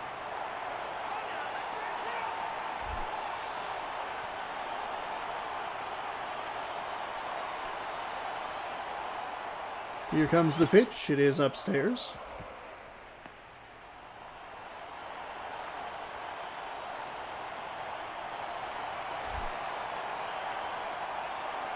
One and oh, one out. Weaver has got to be a little more aggressive here. There's a bit of a problem I had with him in the previous inning as well, with a double-digit lead. It's still an 8-run lead. I know they can... One swing can make this kind of interesting at 10-6.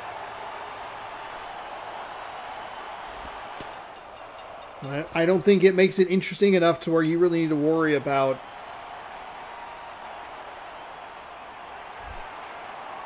throwing a 3-0. I mean, you're in danger of walking in a run. It's got to be way more dangerous. It's a 4-pitch walk that walks in a run. Oh my goodness, they're going to actually go to the bullpen here in a 7-run game. Bases loaded.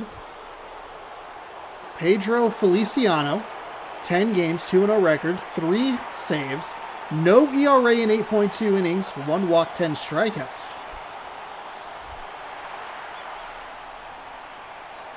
Chase Headley.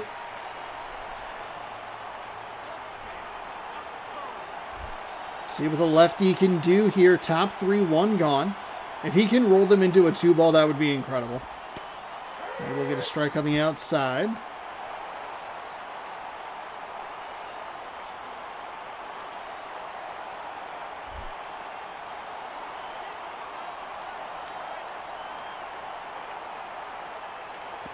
That pitch is low. Oh my goodness. I don't know why this Marlins staff is being so unbelievably cutesy like this. You have a 7-run lead. Throw a strike. That is rolled foul up the first base line.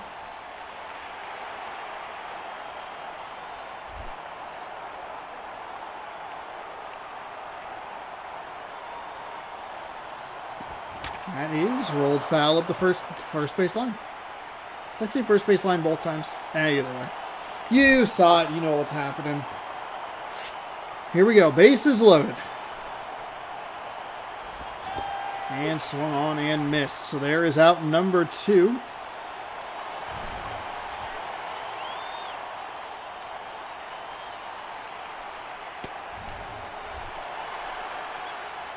Carlos Guillen, he has a double and he's come around to score.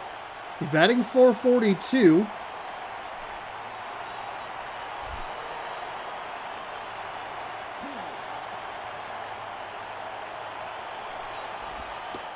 Oh, just misses on the outside. Maybe just like a touch too cutesy, but still not a terrible location to throw to.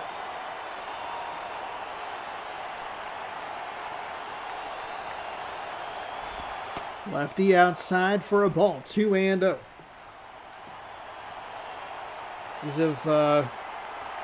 These have been some long games. We have 2 games left. Best case scenario, we're typically into the 3rd game, like a good chunk of the way into the 3rd game, but we haven't even finished this one. And the weird thing is it's a blowout. Florida scored 10. Washington's at least thought about making it interesting. There's a strike at the knees. Sure got a little more of the plate than he wanted it, but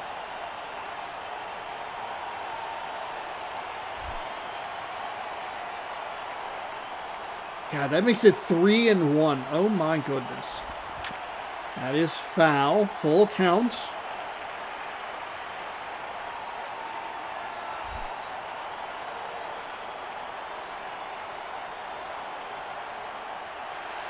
They're going to put all of the runners in motion. Well, they at least put the runners on first and second in motion. They'll do it again. Oh, and it's foul. They did have the runner from 3rd in motion as well.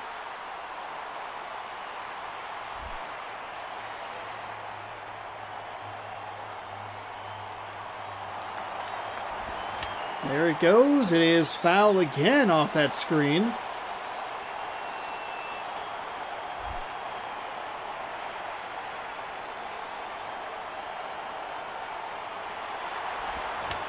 jeez Louise. Oh my God. Put it in play or strike out. This is... it should be less annoying, but... There it is. There's the game. 10-3.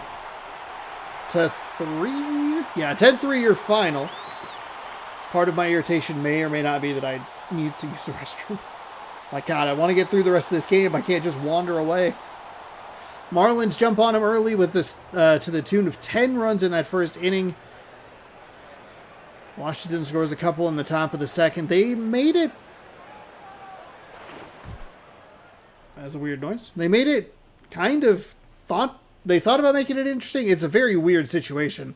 Alex Rodriguez, your player of the game, 1-for-1 with a 2-run home run. Jared Weaver gets the win, 6-2. Ted Lilly gets the loss, 3-5. Rodriguez's 6th home run of the season. Ugh. So I will hop up while this loads out. And I will be right back. And we'll jumpstart game number 3 here in just a moment. BRB, everybody.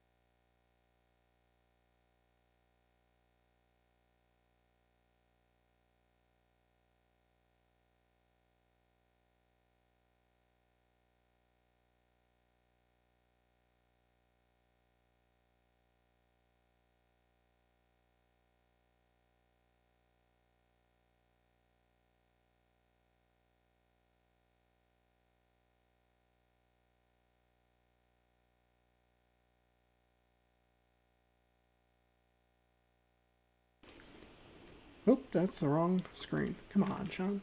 Get it together. Welcome back, everybody. Thanks for hanging. Thanks for hanging out on this lovely Friday evening. We are viewing today's games, and I think we have 3 of them in a row here. We do indeed, because we are heading to Philadelphia. We are East Coast, Central and East Coast people so far today. Diamondbacks Phillies. I sure hope I took the right thumbnail for this one. As we get ready to switch that thumbnail over. In honor of the Philly Sillies, we definitely did get that. Honor of the next Philly Sillies romance novel. The wheel has picked the Philadelphia Phillies as our game to watch today. 2 teams, Angels Athletics, tied at 19 and 18, so those will be some interesting series to take a look at. After this game, we'll get a couple more interesting updates about tomorrow's stuff. Diamondbacks are under 500 at 18 and 19. Philadelphia Phillies are 24 and 13. You might remember my unboxing of the previous Philly Sillies book, Nailed at Home Plate, went up on the channel last year, and I will be buying that next one. David DeJesus is going to lead things off for the Arizona Diamondbacks, the right fielder. Curtis Granderson in center field, Joey Votto at first, Alex Gordon in left. A couple of switch hitters in Matt Wieters, the catcher, and Brian Pena, the designated hitter. Right-handed hitter, second baseman, Freddie Sanchez. Jeremy Carroll is at third base, and Cesar Istruas is the switch-hitting 9-hole hitter.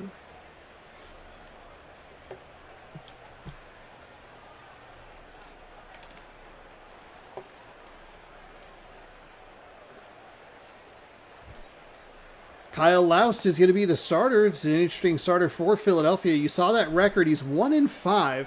You saw their team record, and then you see his record, and you go like, these are not the same thing.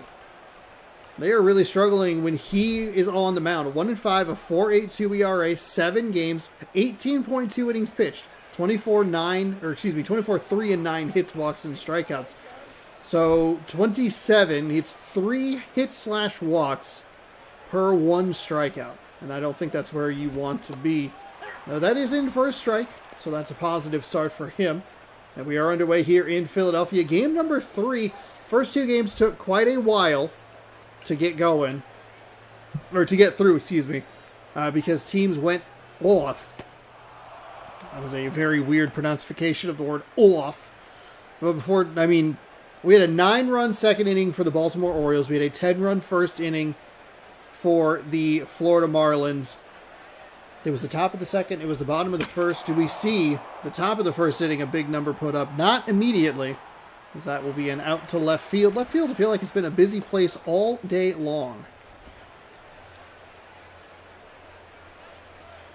It was really it was Baltimore punishing left field and respecting left field. They were giving him a lot of plays, but they also respected what he was doing. Alex Rodriguez's home run went out to left field.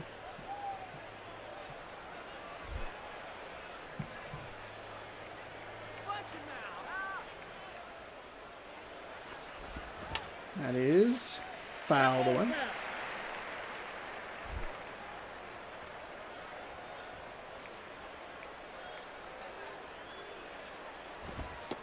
That is upstairs for a ball.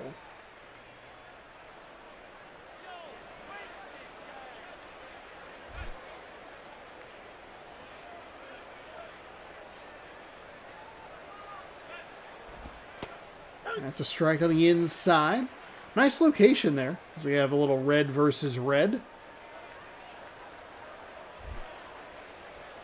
1-2 the count. That is hit out to left field. The crowd goes, oh, but the left fielder is there to make the catch before getting too deep into the corner. Joey Votto, he'll be the next batter up. 352 average, switched one red hat to a different red hat.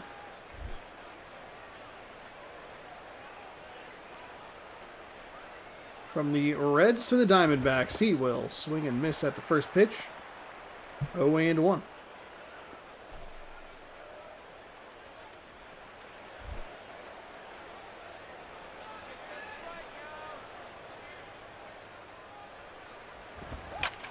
That is hit well out to left field. Vada puts a swing on it. The left fielder makes his third put out of the inning. Everybody's going to left field. No hits, no runs, no errors, and we will head to the home half.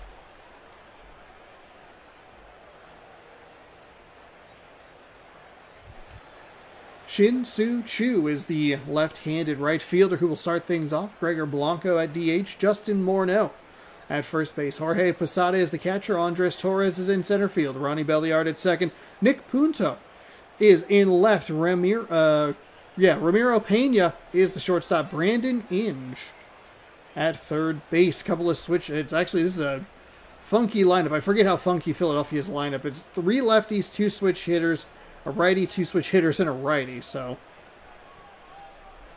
it's going to be difficult for the right-handed pitcher to get through this lineup. It has been for every team this season. They have a very good record. Brad Penny is going to look to do some damage against them. 3-3 with a 5.51 ERA, 7 games with 16.1 innings pitched, 24-4 and 14 hits, walks, and strikeouts.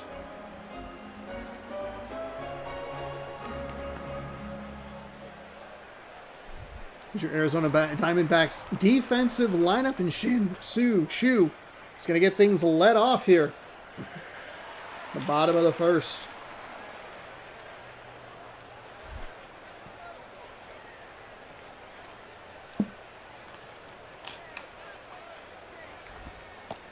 That pitch is outside.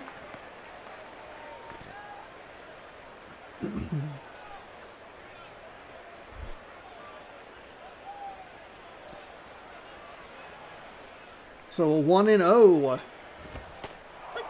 That is in for a strike. Right at the letters.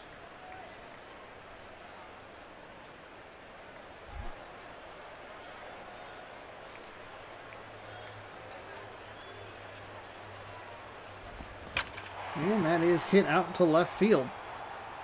We've had all 4 putouts taken care of by left fielders.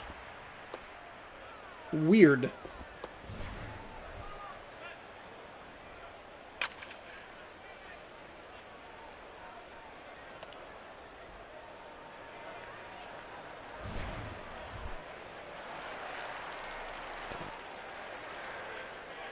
Gregor Blanco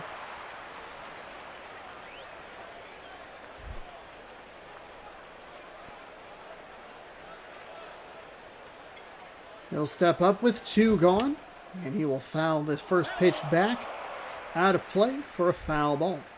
0-1.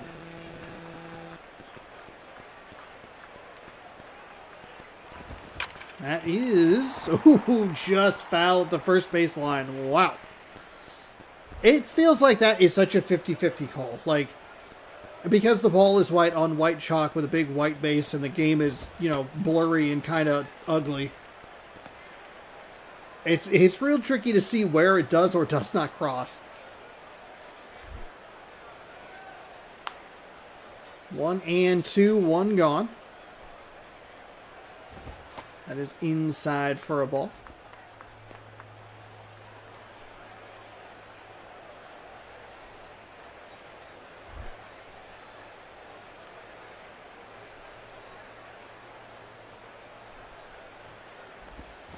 And a swing and a miss. Oh, man. Well, there's the first put out not by the left fielder.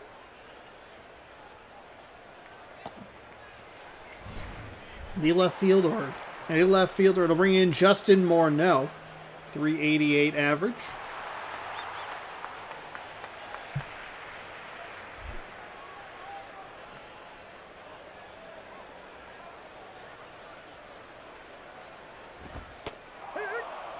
There is a strike called. Was there any... There's got to be some bowl games on today, huh? Oh, it's the first round. Oh, just the one game is the first round. That is rolled over. And that'll be out number 3. So, both teams go 3 up, 3 down. We had 4 straight putouts by the left fielder. The last 2. One of them via a strikeout, the other one... was that a 4-3 ground out?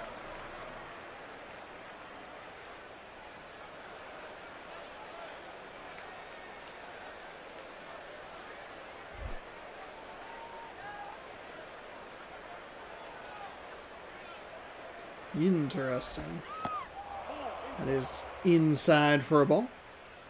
So 27-24, Alabama over Oklahoma. 10:55 left in the fourth on ABC.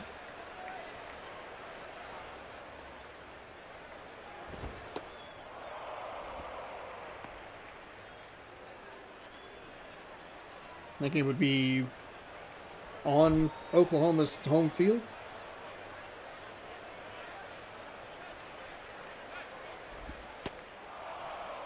Ooh, boy. Ow. ABC. It's weird that the college football playoff has multiple days of games. Like, why would you not just put all four on Saturday? I'm guessing it's because of the televised logistics. I know that HBO, TNT, like HBO, has probably the two worst. It's like James Madison and Oregon, and then Tulane and Ole Miss. Though I did pick Tulane over Ole Miss just because of the coaching chaos there. I think Ole Miss is a more talented football team, but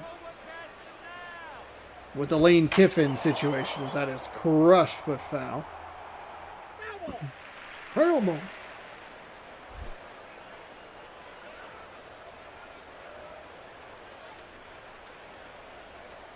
Here comes the payoff pitch. It's inside, and he will issue a walk. Matt Wieters. 1 home run, 6 RBI.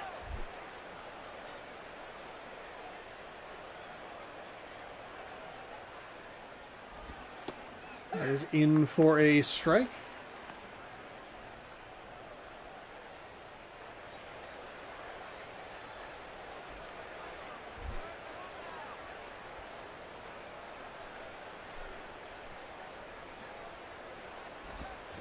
Ooh, big swing and a miss there. That is... Dang. That's, That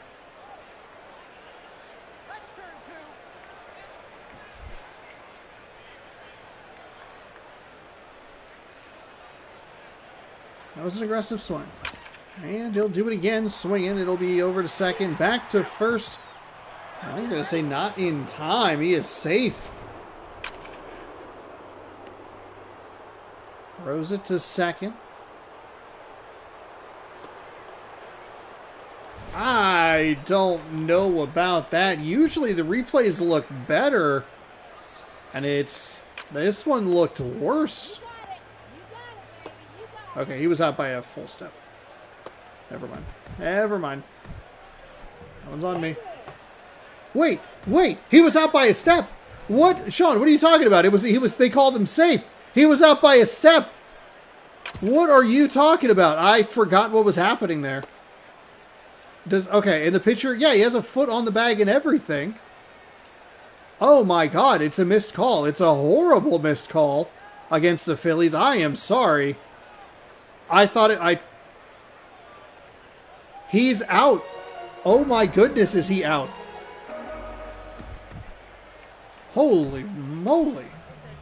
So the Diamondbacks catch a big break. All right, and we will write that one down as I don't know what's happening.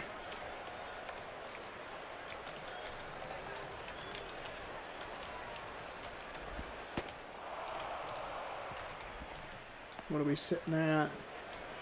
2 hours.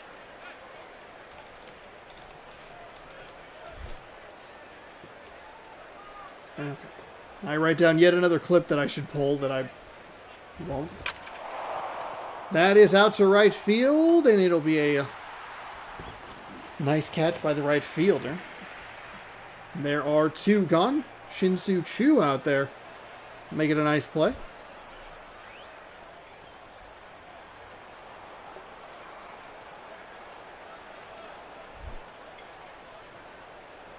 If you play music on stream, is it going to be copyrighted? Yes.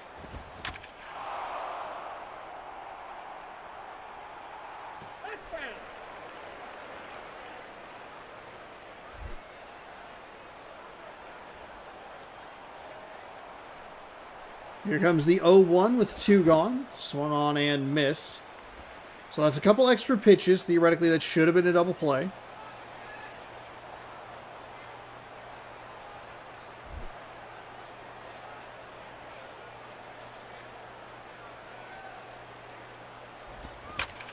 is foul up the third baseline.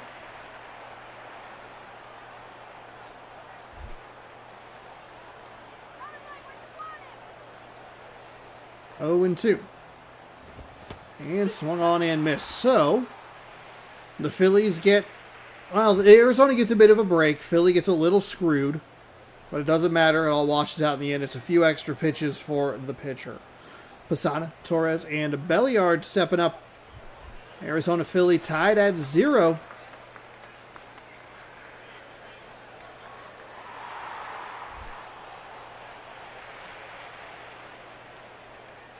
The righty is ready to face the home half of this second inning. Posada takes a strike at the knees, 0 and 1.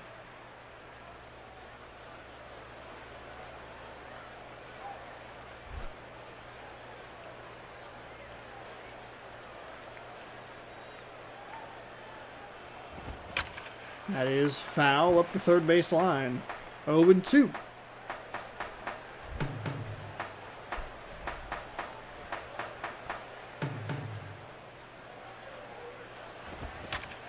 And foul up the third base line yet again. Still 0 and 2. See if either of these teams can break through here. It's been a quiet first half of the game, especially compared to the first halves of the last two games. That one is into center field as he dives over the ball. Rolls into center field, and it's a leadoff single. Just took Posada a couple of swings to even things out. Went foul a couple of times. Able to make an adjustment, and bam.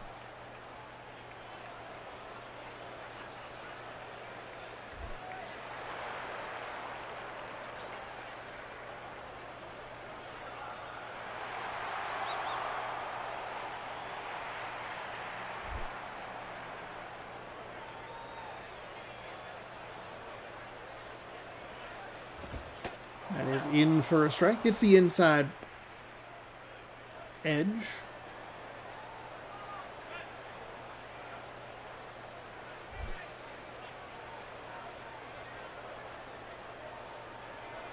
Here comes the 0-1.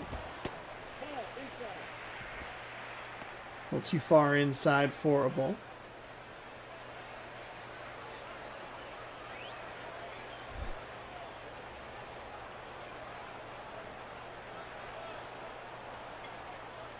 Right-hander fires, and it's foul.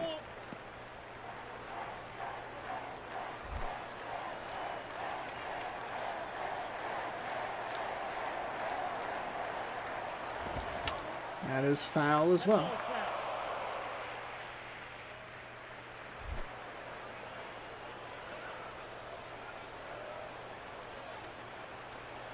One and 2. That is low for a ball.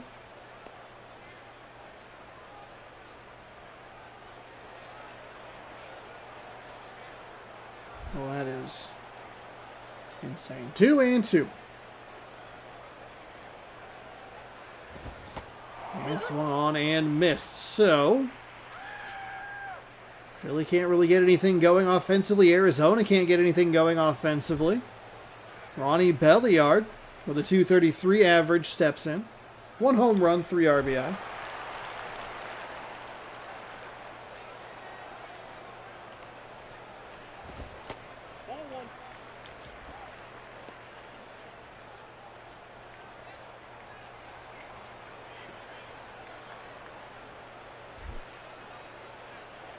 One and 0 with 1 gone. A runner on first. That is in for a strike.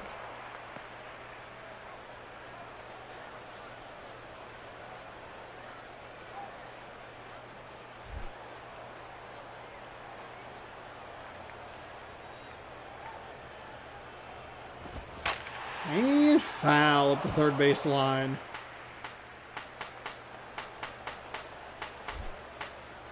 You also have MLB 11 on PS3, yes.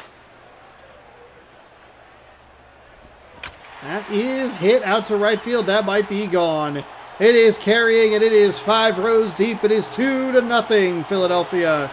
I may or may not have forgotten that there was a runner on first base, and they got a hit. Whoopsie daisy. 2-0 Philly here in the bottom of the second. That was how it started for Baltimore. That was where that big inning came from. 362 majestic feet.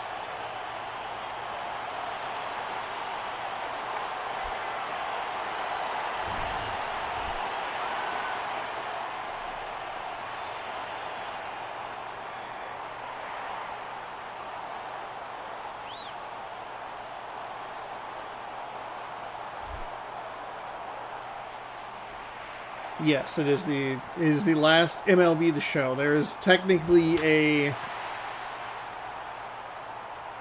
there is an MLB 2K12 that came out the following year, but it does not work the way that I would want it to.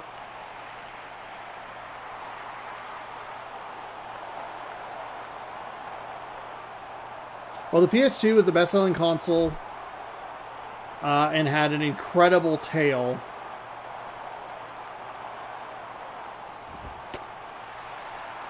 So it's a little different than it used, or than it is now.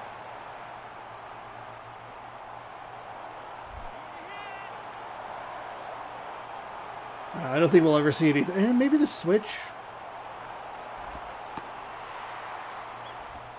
Maybe the Switch will have a lot of stuff coming out for it super late.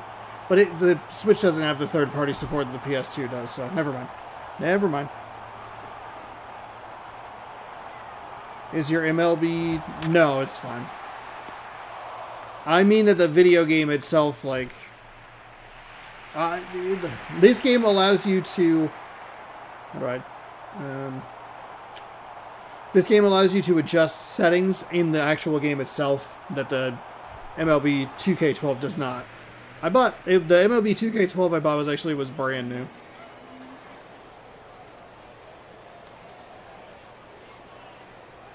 That's more what I mean is when I say it doesn't work. It's the game works. The disc works fine. It just doesn't work for what I want to use it for. It was the most anticlimactic ending to a video you could have had, where I was like, I spent a bunch of time looking at MLB 11 to make sure that it would work, and I was like, okay, now let's see if this other version will work, and it immediately failed the test. That is foul at the first base line. So Philadelphia scores 2 in the bottom of the second, and now just 3 outs away from picking up a win here. That pitch misses just low.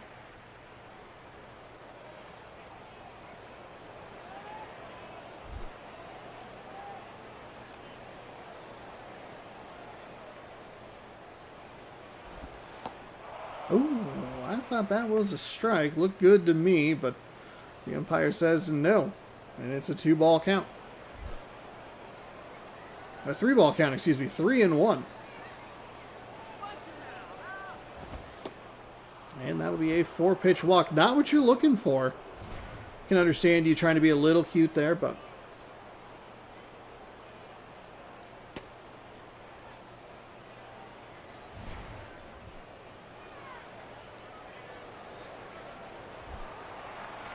MLB 11 menu is copy and pasted.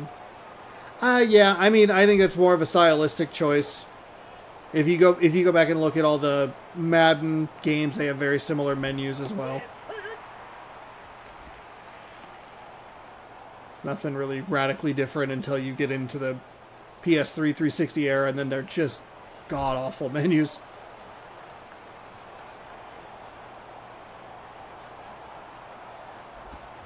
That is foul up the first base line. First baseman made a dive for it. Didn't matter because he was still going to get to the...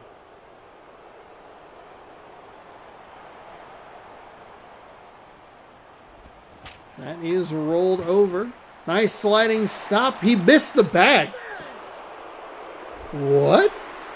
He just ran out of the way. It was a nice sliding stop. And for no reason, umpire, nice jump there. Way too early. But hey, he gets out of the way. Beautiful sliding stop here. And then I thought he'd just take a step back, but no, instead he runs in a circle. It allows the runner to get into second. And the Phillies defense has been a little funky at times here. PS3 version menu is like the same. Yeah. And it's been the same for the last 4 or 5 years. On the current gen stuff as well. So again, just stylistic choice. 0-1, 2 runners on, nobody out. Funky Philly defense. He tries to slide again, but can't get it. They're going to send the runners around second and third. They will get home, and it is runners on the corners and the tying run. Tying run is on third. Go ahead run on first. The first actually competitive game we have had all day long. It is 2-1. Curtis Granderson steps up. That is in for a strike. Now, do the Phillies come home to try to prevent that run, or do they trade 2 for 1? A strikeout on Granderson would be huge here. They will check on the runner at first. He is safe. I don't know why I was going to say he was out. They literally have never been out on the pickoff move, and that continues here.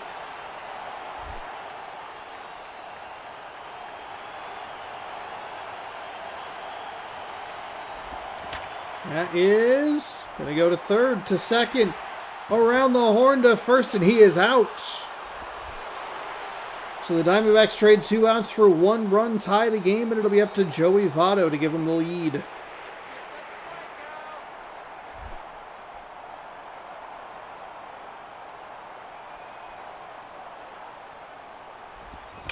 That is out to left field.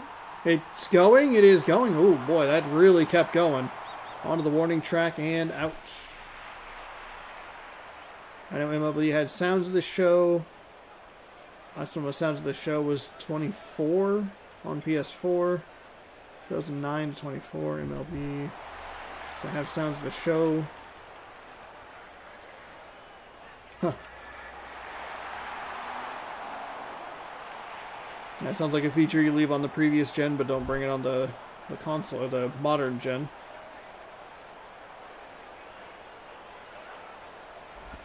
And that's rolled over foul. So, 2 runs in the bottom of the second for the Phillies. 2 runs in the top of the third for the Diamondbacks. And that is where we sit in the bottom half. 1 competitive game so far out of the 3 that we've watched.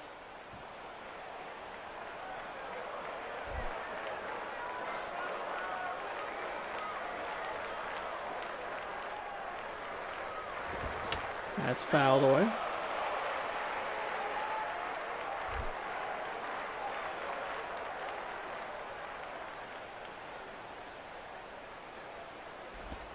And swung on and missed, so a strikeout to the leadoff hitter here. It would make sense that in a day where we've had a 9-run game and a 10-run game, which have really elongated some of these games, we would get a game that probably is going to go to extra innings. But we'll see what Shin-Soo Choo can do here. That is in for a strike. I wonder how frequently the Sounds of the Show feature was used. The people who used it probably loved it, but there's probably a very large portion of people who didn't even know it existed. That is out to center field for a single.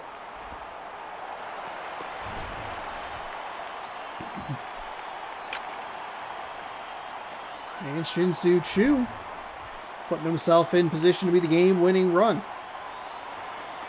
He put himself on base. I guess he'd have to technically get to second to be a runner in scoring position, blah, blah, blah.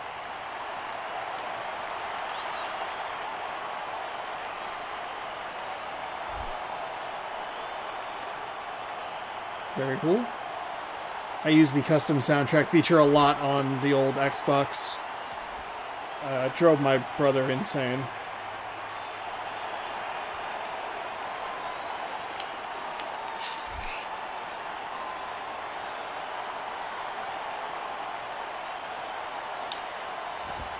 That is low.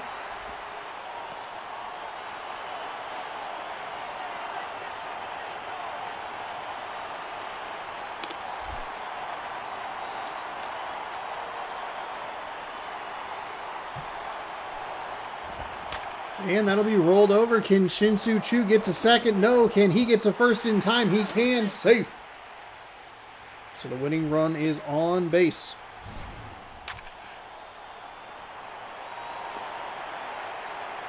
Underhand to second.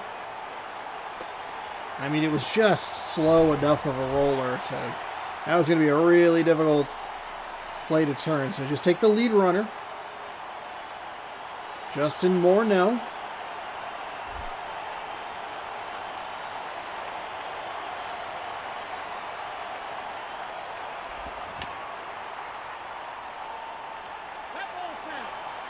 Every single song on MLB The Show soundtrack in order. Wow. Gotcha. Pitch is outside for a ball. So, what do we have going on here? It is 2-2. Bottom of the third. 1-1 count with the runner on first. 2 outs. Morneau up to bat. He will take ball 2. 2-1.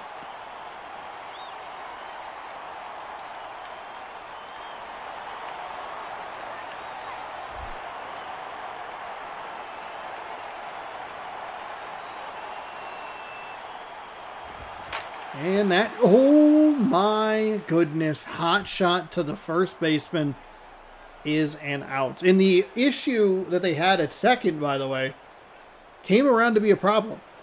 Arizona should have been out at second at least. That run came around to score. And thus it is a 2-2 game rather than, even if they don't turn the double play, it's still 2-1. That's a win. So we will head to the top of the fourth.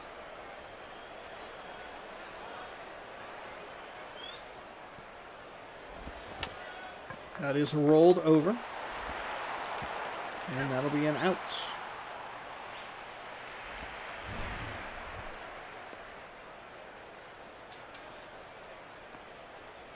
Boy, that replay didn't look great.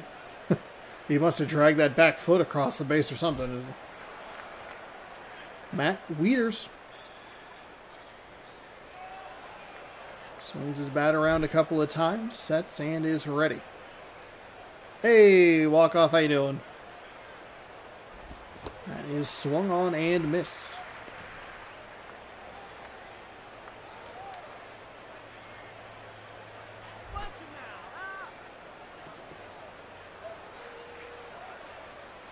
Here comes the pitch from the right-handed pitcher, excuse me, and it'll be a ball low.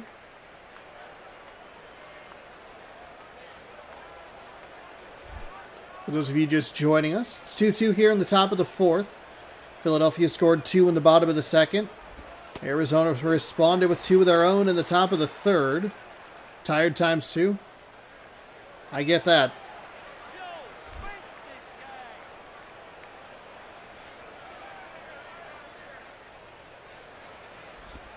That misses low. 3-1 now.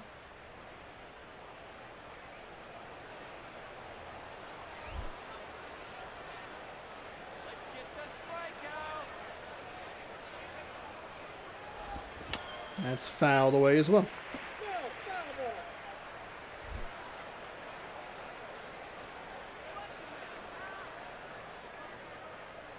The righty is ready, and he will fire a pitch that gets hit over to the first baseman. Pitcher covers for out number 2. Okay. And the Philadelphia Phillies will head to the bullpen. Jeremy Affeldt? Affeldt. Oh, it's a D, not an O. Okay. I blame the graphics of the PlayStation 2, if I'm being honest.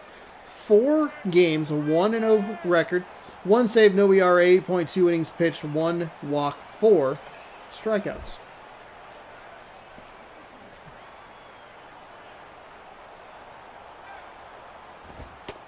That pitch is well upstairs for a ball. We've seen this a couple of times where a team brings in a reliever and they just immediately are not. They're throwing a little wild.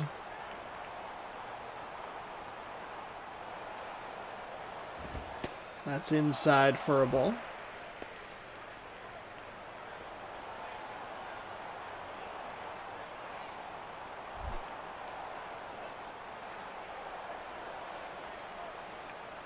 Here comes the 2-0.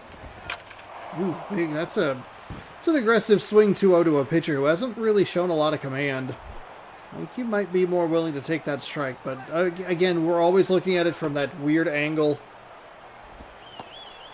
That's a curveball. It might want to swing, or might want a second chance at that. He is wiggling his arm. I don't know if that's like a player-specific thing, but he's like, it looks like his arm is uncomfortable. It's a weird animation. That's well outside. I don't know if maybe this is just what that pitcher does after every pitch.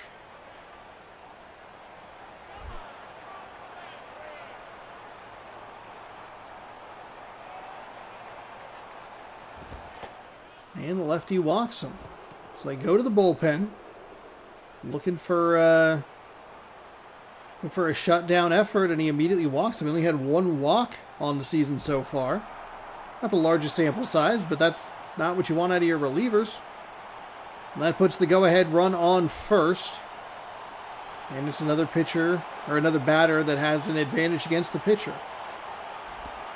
2 gone. That pitch misses way low. 1-0.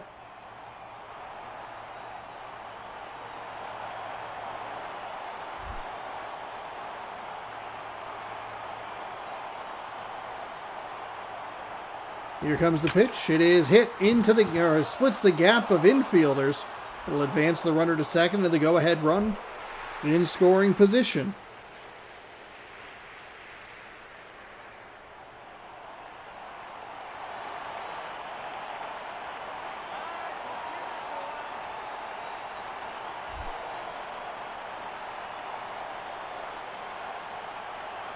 We bring in the reliever. Immediate walk, immediate hit. And a third straight batter that he's fallen behind to with an inside pitch that is either way high or way low. They are not close. And good job by these Arizona batters for not swinging. That pitch misses low as well. Put something in the grass, see how aggressive they are on the base paths.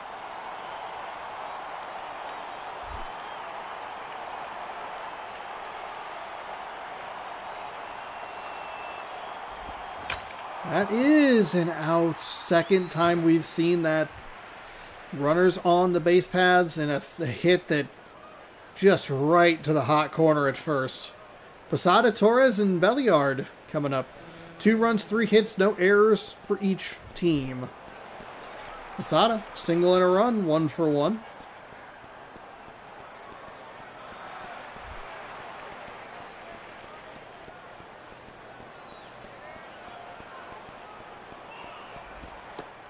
That is a strike on the inside.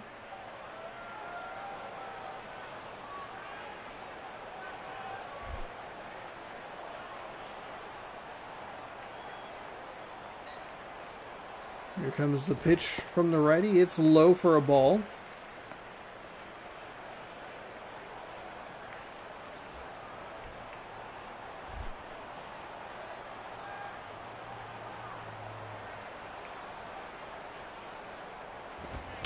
That is rolled over. Shortstop can't handle the heat. Wasn't even really that much heat. It'll be a safe play at first.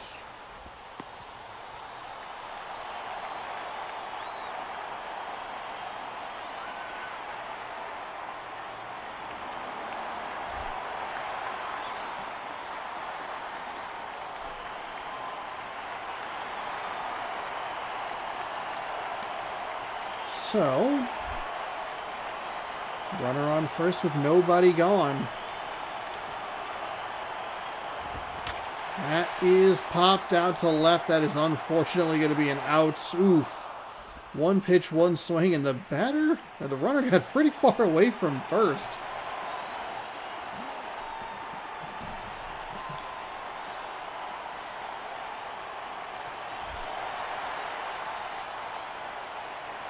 Looking like Anthony Volpe out there. Yeah. Man. Every team has 3 Anthony Volpes. That is lasered into left. They are going to send him around second. Obviously, he does not have the speed to get around third, so it'll be a stand-up double, and that puts the winning run just 90 feet away with a single out. A lot of ways to get him home. somehow Philadelphia will do something stupid, like that Minnesota-Detroit game, I think it was, where they sent him home for no reason and lost. Oh, speaking of which, I don't want to bring it up, because it might be painful. I saw that Buster Posey hit. I don't know that I'd ever seen it before, but I saw it was like a highlight. It was a... Highlight is the wrong word. It was a clip that I saw on Instagram, and it's insane that they let that happen.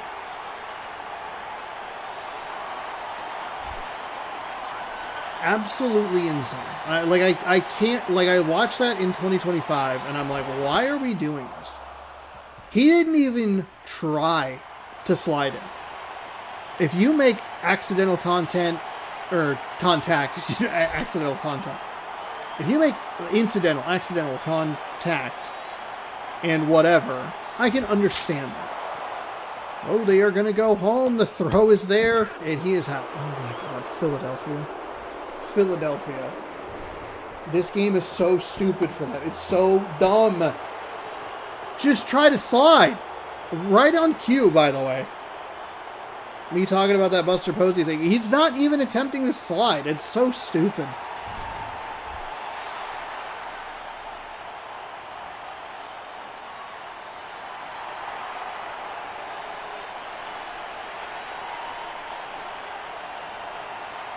Oh. Oof. Anyway, that was not a fun watch. I was like, yeah, I just more confused than anything.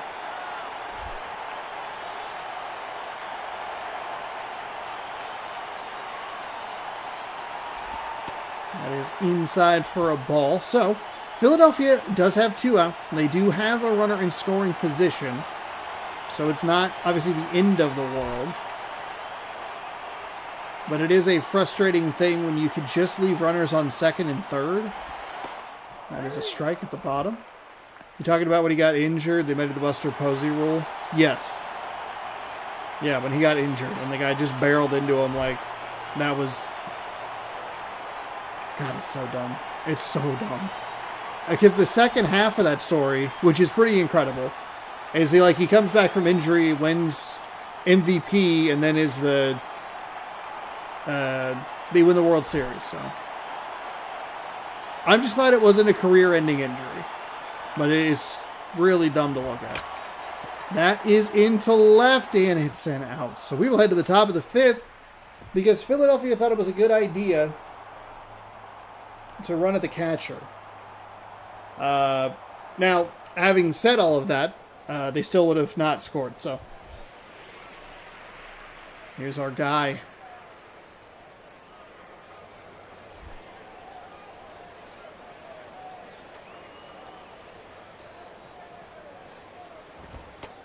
That is low for a ball.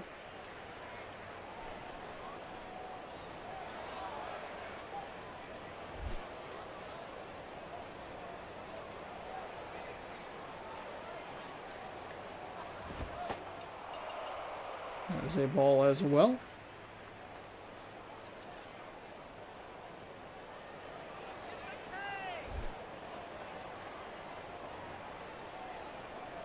Two-0 from the lefty.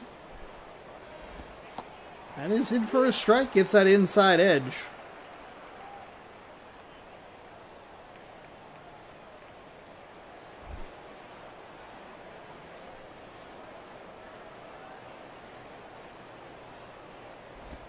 That is fouled away.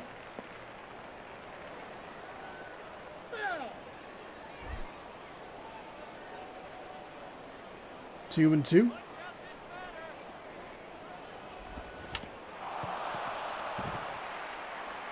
And that's foul.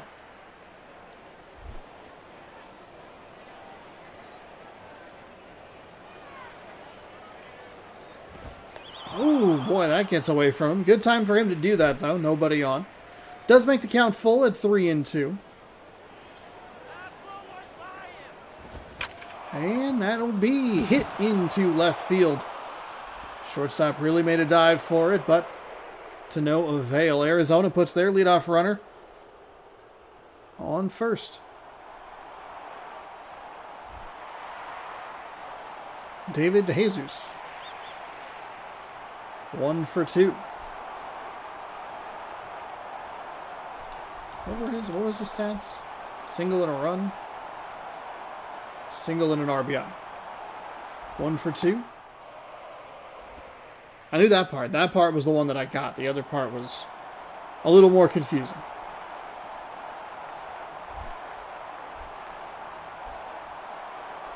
It is only 8:34 here in the Pacific Northwest. That is low and outside for a ball.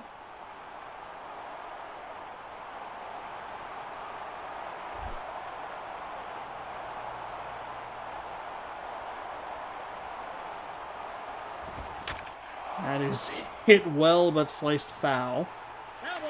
Horrible.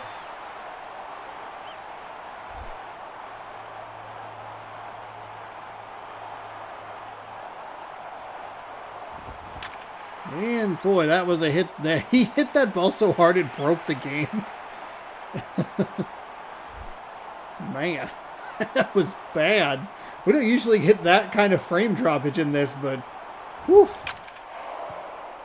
That out to left field. Plenty of room to work with as he makes the catch and fires back in.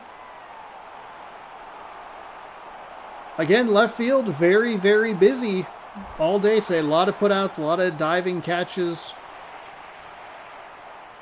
Curtis Granderson will step in. I missed his stats.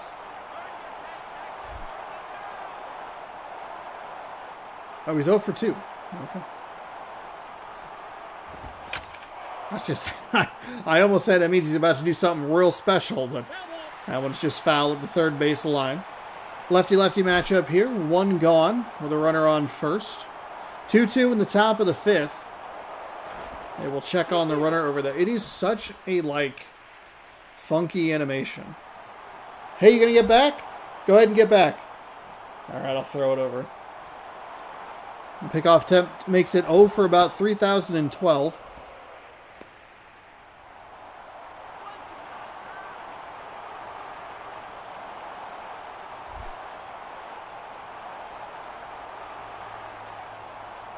Here comes the 1-1 from the lefty. That is foul. How many fouls is that? 2.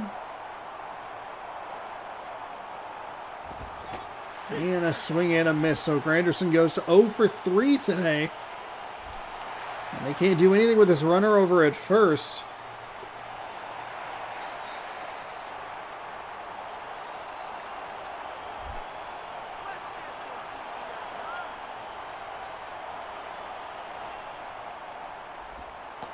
That's a strike, okay. Thought that was maybe a little bit low, but that's fine.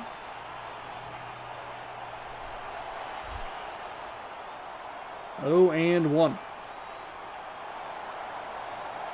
And we'll check on the runner at first again, and again, he slides back safely.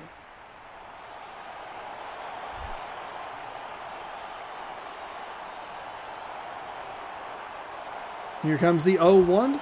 That is outside for a ball.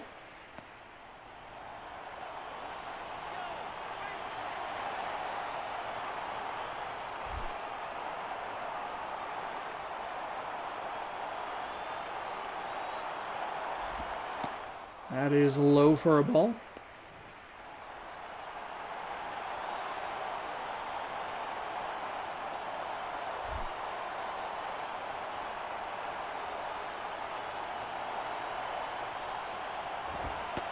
That is a strike on the outside to make it 2-2.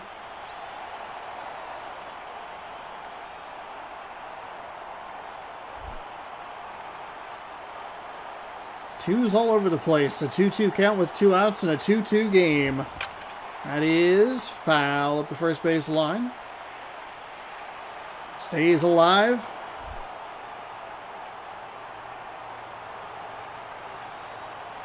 I have one of each. That is into the gap, and that will drop down. That is going to be a run-scoring double with 2 gone. They don't even bother to throw it in all the way into the deep corner out there. John Grabo. He's making his season debut. Zeros all over the place. Interesting spot to bring him in. The left-handed pitcher. Down by 1 with a runner on second. Just needs 1 out against the left fielder, Alex Gordon. 0 for 1 with a walk today.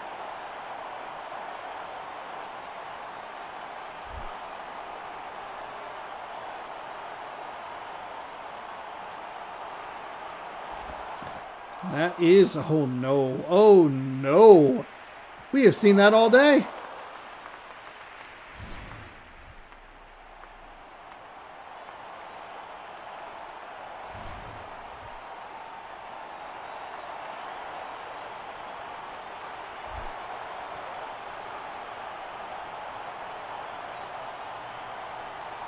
Here comes the pitch from the lefty.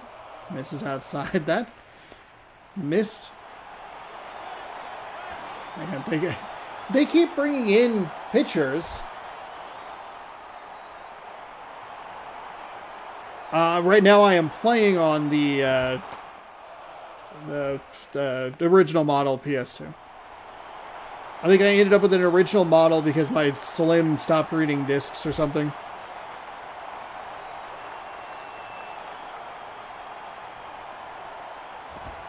I actually might not know where my Slim model is.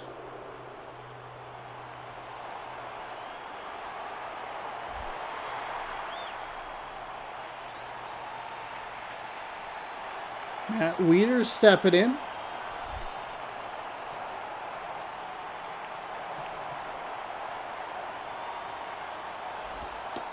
Original model. Ouch. This one's it's chugging along. PS2 Slims were so dope when they first dropped. I remember hating the huge airplane-sized propeller. Yeah. Have you heard the PlayStation 5? If you enjoy the ambience of a console that sounds like it's going to take off. Runners on first and third. This reliever is doing absolutely nothing to help the team right now. He threw a ball that got past and allowed the runner to advance to third. Gives up a walk, and now there's runners on the corners. 2 outs. A 2-1 count. Arizona already leads 3-2. Oh my God. Oh my goodness. That is all the way to the wall. That's going to score 1. It's going to score 2. A 2 RBI. 2-out double. Have a good night. Thanks for stopping by. How loud is my PS2? It's pretty loud. PS2 is pretty loud. Sometimes it's hard to tell, though, because Lord knows I have 3 other consoles sitting right around it. I actually need to move all of them to sit them up differently.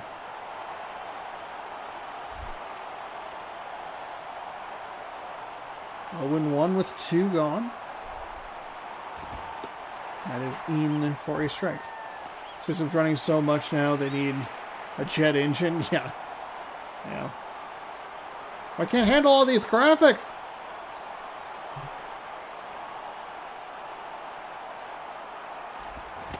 Swung on and missed, and that will retire the side, but not before they score 3. It is 5-2 Arizona. They have scored 5 unanswered runs. It'll be up to Inge, Chu, and Blanco.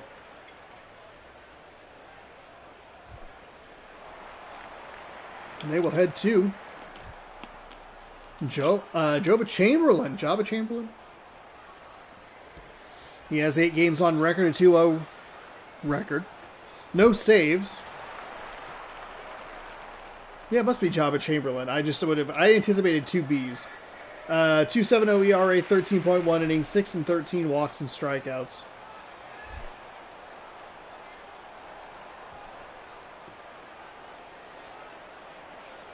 So the righty winds and fires a pitch low. We keep seeing relievers brought in Be it in this game in extra innings and some of the other games with how many runs the starter gave up. And the relievers are just not accurate at all. Thought about swinging. That pitch was pretty low.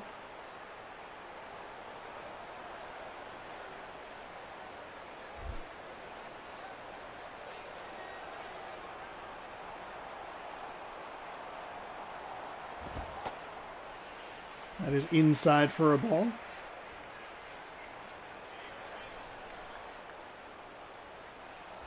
Joba. Okay.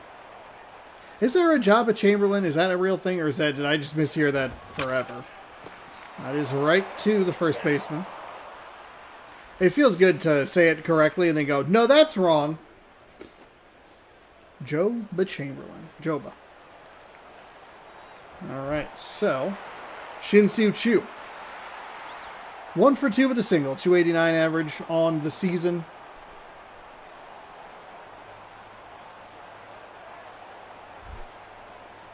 We still have one more game, everybody. This has been a long night. A 10-run game, a 9-run game. Or 10-8, whatever it was. No, yeah, 10-3, 9-1, and then an extra innings game. Whew. That is foul up the first base side. 0-1. Jar Jar Binks. Oh, that must be who I'm thinking of.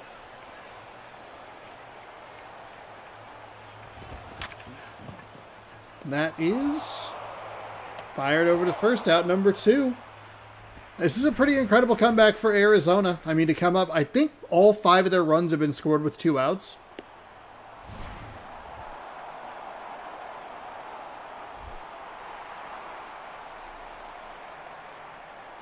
Gregor Blanco.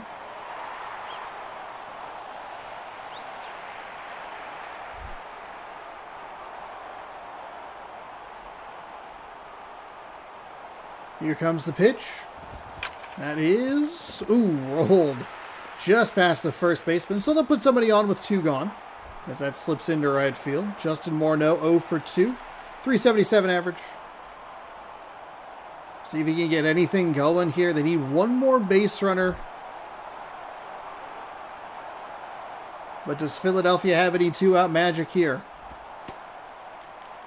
Chamberlain misses that first pitch low. It's 1-0.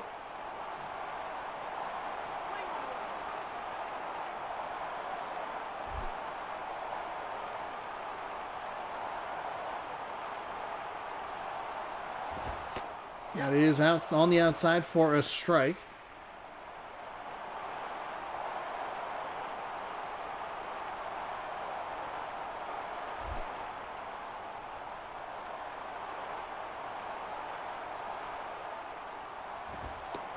Ooh, that missed for a ball.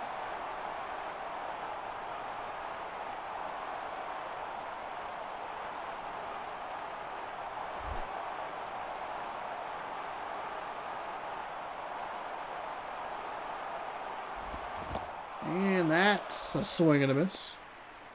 You haven't, please, for the love of God, Senel Natalie Portman wraps. There's 2. Okay. I don't think I've seen those. That stays upstairs. Okay, Chamberlain. Chamberlain looking to bring the tying run to the plate here. 3-2, 2 gone. Runner on first. He is going to be out and left field. Oh, worked the count full, but just couldn't get it to go.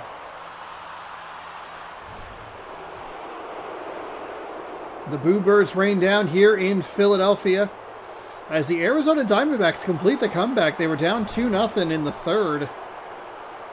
They tie it up and use a 3-run top of the 5th to put this game away.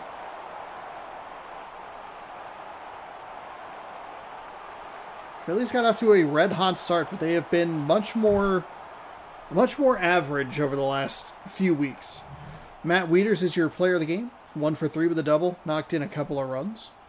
Brad Penny gets the win. 4-3 is his record now. Jeremy Affeldt, because it's a D, not an O. He's 1-1. Chamberlain gets the save, and Belliard with his second home run of the season. Diamondbacks win the series. They got out hit and had a worse average.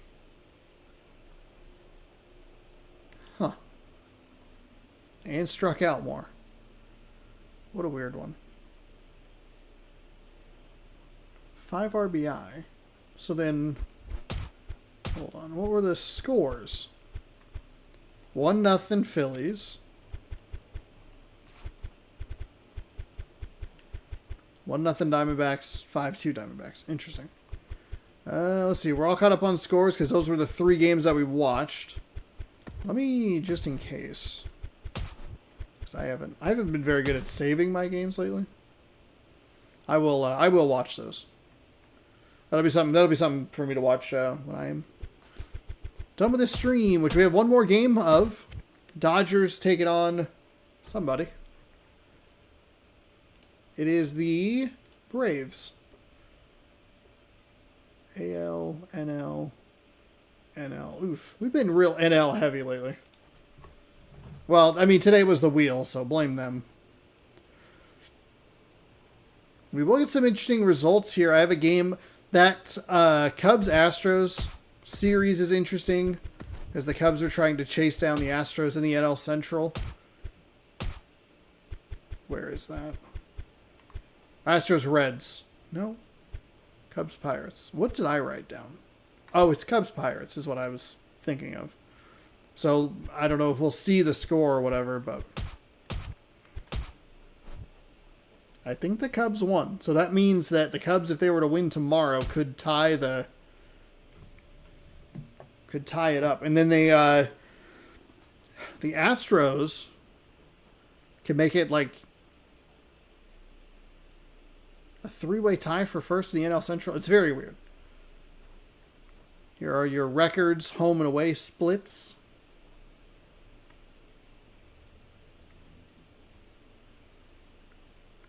Looks like those home and away games are kind of starting to even out a little bit. As we get set here for Game 4. I fixed the thumbnail. The Braves are 19-17. The Dodgers are 15-20. As we welcome you to Los Angeles.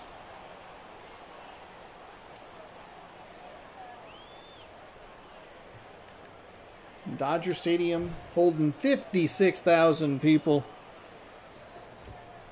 Elvis Andrus will lead things off for the Braves. He is the shortstop, followed by second baseman Jeff Francoeur, left fielder Josh Hamilton, center fielder Andrew Jones, right fielder Matt Joyce. Catcher is A.J. Przinsky, DH Ross Glode, third baseman Mark Tian, and first baseman Gabby Sanchez. Big lefty line in the middle, or toward the bottom of that order, the 5 through 8 hitters. As we listen to the commentators silently work their way through. Boy, if only I could skip. Boy, oh boy, oh boy.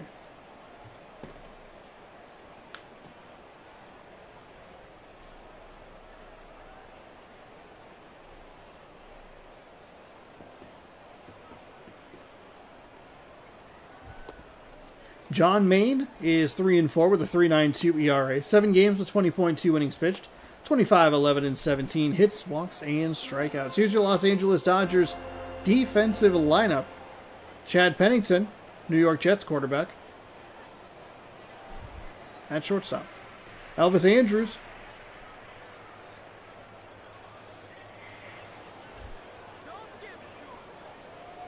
Oh, that's right. I love the people behind the advertising board in Los Angeles. That is in for a strike, and that is how we get Game 4 underway.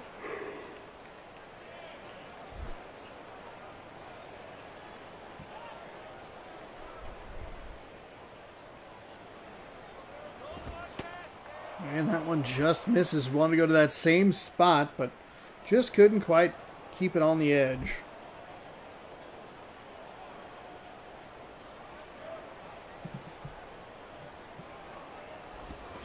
That's fouled away. 1-2.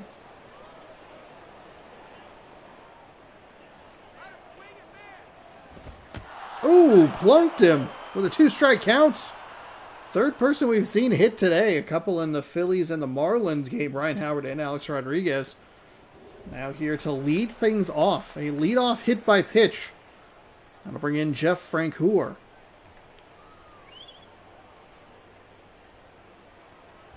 Every time I hear AJ Przinsky, I think of the time he got punched in the face and took it like a champ and looked more confused than really angry. That's awesome.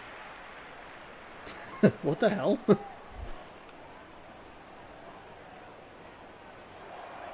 He will check over on the runner at first.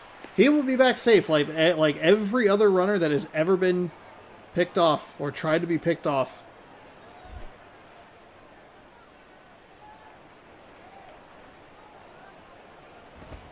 That's well outside. Nice play by the catcher to get a hold of it. Like a slider that just slid too much.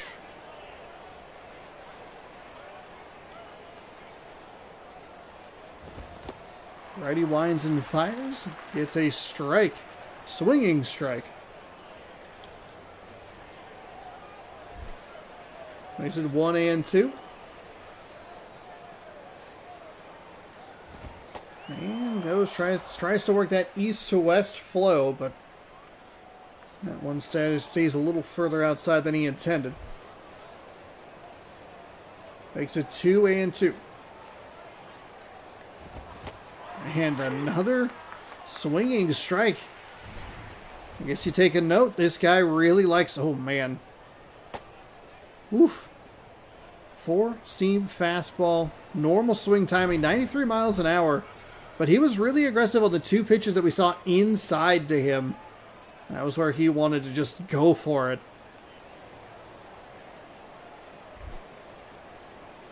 So it'll be a strikeout for out number 1. Runner on first. After the hit by pitch, that's low. It's going to get away, and that's going to give the runner an opportunity. So the free pass to first turns into a free pass to second. And Atlanta has a runner in scoring position.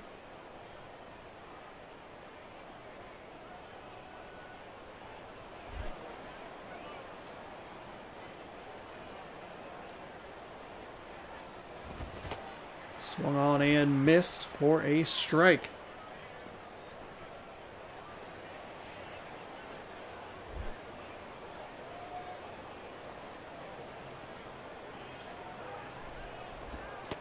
That's low.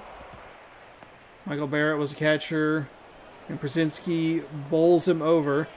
Back when you could do that, back when you could just plow into the catcher. Barrett got mad and stood up and hit him. You can't find it on... Oh, you can even find it on YouTube Shorts. It's a quick interaction. Here, I'll give you a live reaction to it. Just because it's quick and easy. Let's see.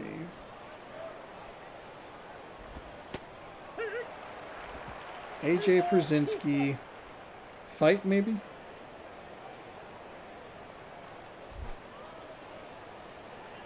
Oh, John Boy did a breakdown of it. Oh, whoa, whoa, whoa. Don't pick that up, please. That's going to be a... I don't need the subtitles. Oh, boy. He's got the ball beat. That's rolled over. Runs into him.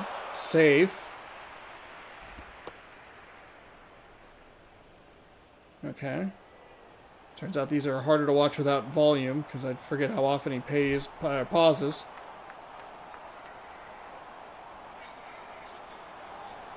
He like... he like... That's pretty funny. That's a strike.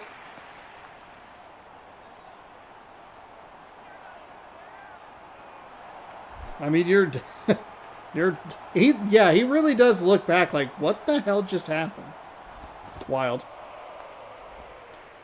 It's funny when you search a thing and you see a video and it's like, it just didn't stick in your brain of a thing that you would... We have 2 outs, a runner on third. That's a strike on the inside. It's a little bit of a surprising call. You know, these umpires sometimes just like to, you know what? Hey, we have dinner reservations. We got to go. That pitch stays up and out of the zone for a ball.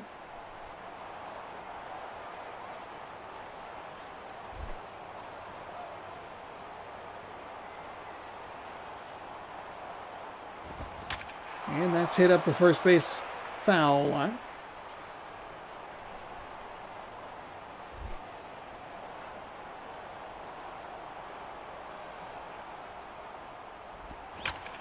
And foul again. Atlanta looking to get on the board early in this one. 2-2 count with 2 outs. A runner on third. And a swing and a miss. So that will retire the side. Atlanta puts a runner 90 feet from home but can't bring him in. That's our legend from MLB 2K5 to lead off for the Los Angeles Dodgers. Juan Pierre, your lefty designated hitter, followed by Carlos Beltran. Left fielder Ryan Braun, first baseman Adam Dunn. Michael Giancarlo Stanton in right field. Ryan Dumit is the catcher. Wilson Bediment at third. Gordon Beckham at second. Cliff Pennington, Chad Pennington's brother, the shortstop. Switch hitting shortstop. Dodgers lineup a little tricky. Lefty switch righty. Lefty righty switch righty switch.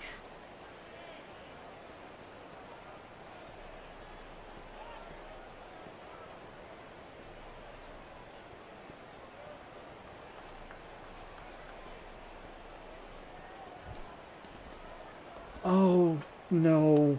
Oh, not. I forgot to look.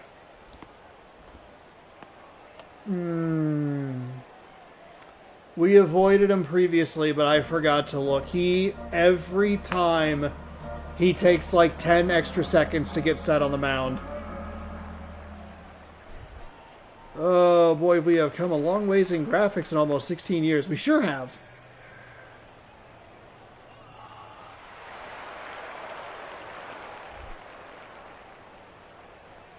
God dang it. I have to avoid this guy.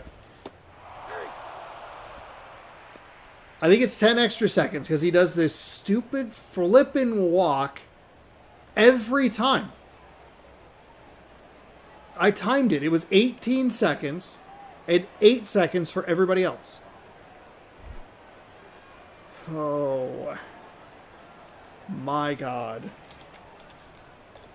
I'm putting this in all caps.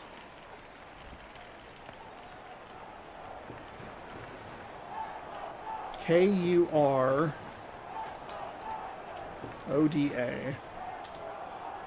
This needs to be just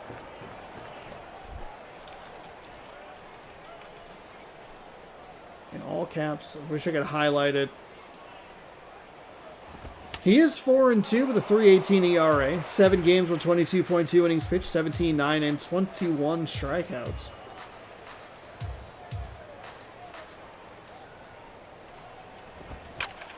That is hit into center field. That'll be a single. So a runner on first. I think he's a little bit better when there are runners on. I don't think it's quite that long, but that could also just be a figment of my imagination and hopeful wishing. And you wonder why we have pitch clocks now with pitchers like him. Yeah, it's a little obnoxious.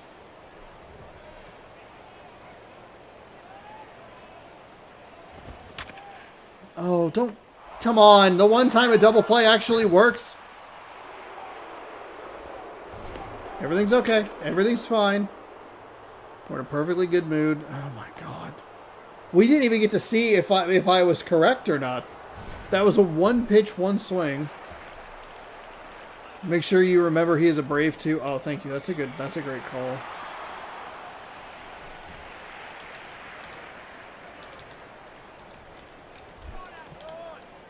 God, what if he got traded? You know what I mean? What if he was like, oh, now he's on some other team? Okay, you know what? Hey, thanks. As long as we're getting quick outs from it, I'm okay with it. Atlanta can win this game as long as the Dodgers are swinging. We will head to the top of the second. Dodgers pick up a hit but can't do anything with it. It'll be Joyce, Brzezinski, and Glode. Ross is so happy to be here. Ross Glode is so happy to be here.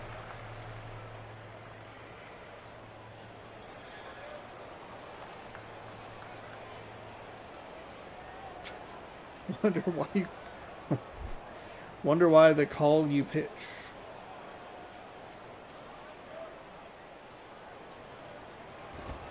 That stays upstairs for a ball.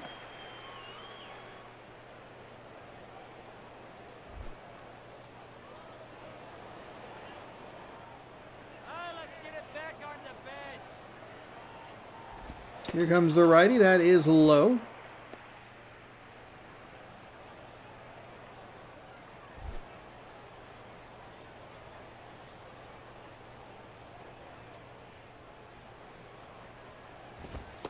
And that's at the knees for a strike.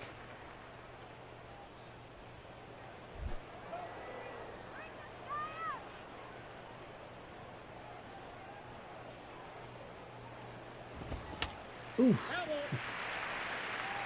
That was way upstairs, but popped foul. 2-2.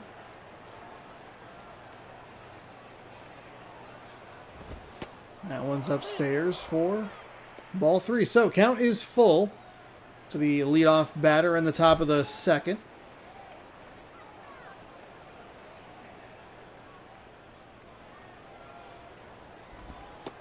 And that will be a walk. So a runner on first to lead things off for the second time for Atlanta. Hit by pitch, now a walk. Here's A.J. Brzezinski in the very uniform that he got punched in the face in for the Chicago White Sox. I don't know why the catcher was mad. Brzezinski beat the ball. That is in for a strike.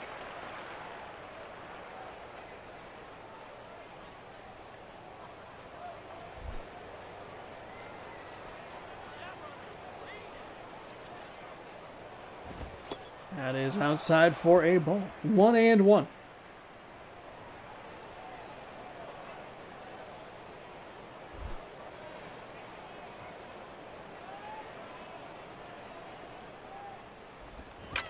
And it'll be lifted out to center field. Center fielder doesn't have to make much of a move for it, or an adjustment to it. That'll be fired in. Okay, hey, thanks, YouTube. Remember when I closed you out?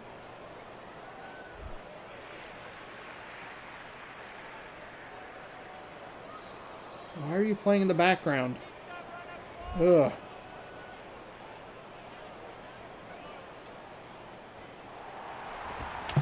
Ooh, that's going to be a pop to the catcher.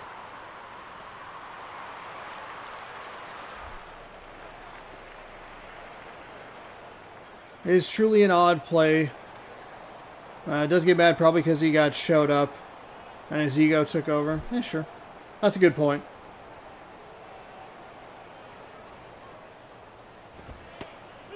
I mean, if Brzezinski has some, you know, he has some lettuce on his head. He has some flow to his hair. Maybe the catcher's bald. He's tired of looking at it. Sick of how fucking hot you are, Brzezinski. Tired of it. That is low for a ball.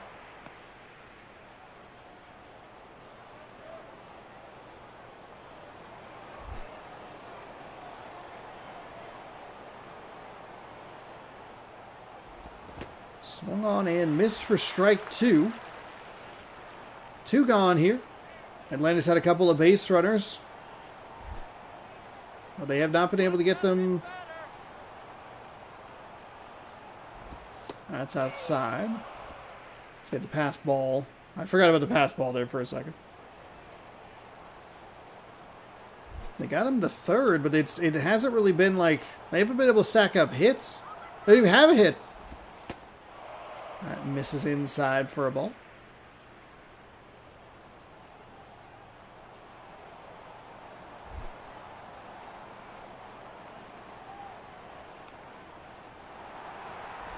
They put a runner in motion to second, but foul. Pro sports guys usually got pretty big egos. Yeah. You got to think you're the best. Yeah. Oh, they'll walk him. Okay, so runner advances to second. It's the second walk of the day. Ooh. I think that might have been a strike. It's a four-seam at 92. That's one of the first times we have seen a pitch track that's been on the edge where you would look at it and go, they got the call wrong. So Gabby Sanchez will step up, looking for the Braves' first hit. And in turn could pick up the Braves' first run. He will not do that, though, as he will hit it right over to second base. One pitch, one swing, out number 3. Dunn, Stanton, and Duman coming up.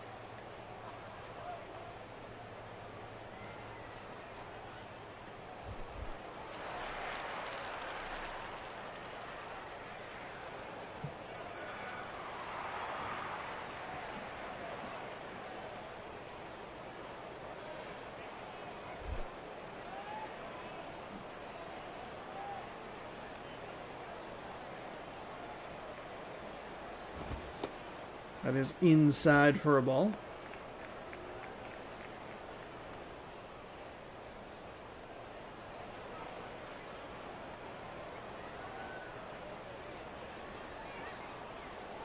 Oh, I forgot he was pitching. I forgot. It was one pitch, one swing, one out. Los Angeles, I need you to be real aggressive. I need you to swing it like everything. Thank you. Atlanta, I need you to score. Please.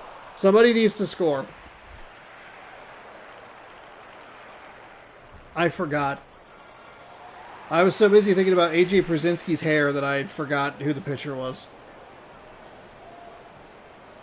They were probably so proud, too, that they put that animation in. They're like, oh, look how realistic it is. It's annoying as hell.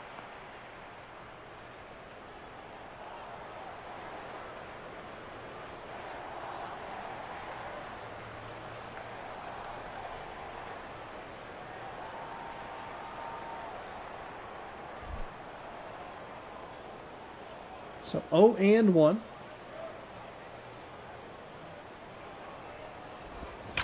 That is foul. At least when it's a foul ball, it just resets to where he's on the rubber. And that's foul as well.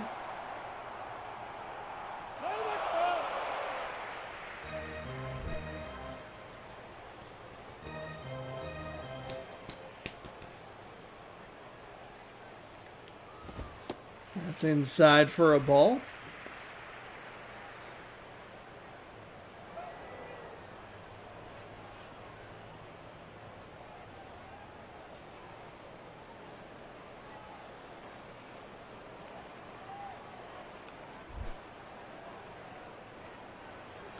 One and two. That's outside for ball two. 2-2.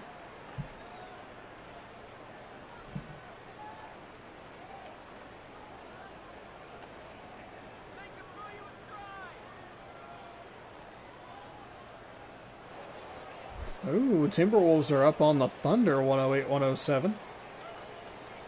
I have time to watch entire highlight videos while he gets set for his next pitch. Swung on and missed, and that will be out number 2 in the bottom of the second. If we go to extras in this game with this pitcher,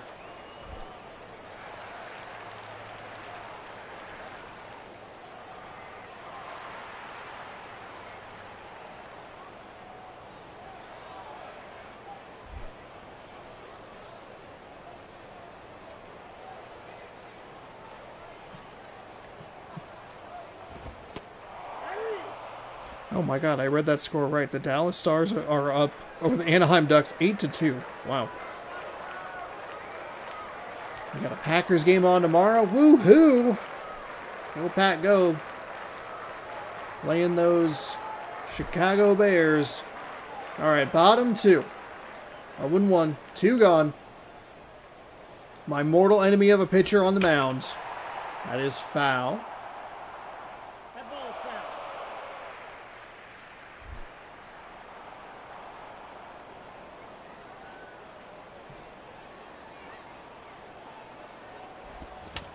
And that'll be rolled over up the first base line. What was that little jump throw behind him? Woo! Whoa! Oh, now who's losing it? Andrews, Francoeur, Hamilton. We're going to the top of the order for Atlanta. No hits, 2 walks, 1 hit by pitch. Speaking of the hit by pitch, here's Elvis Andrews. He got hit by a pitch.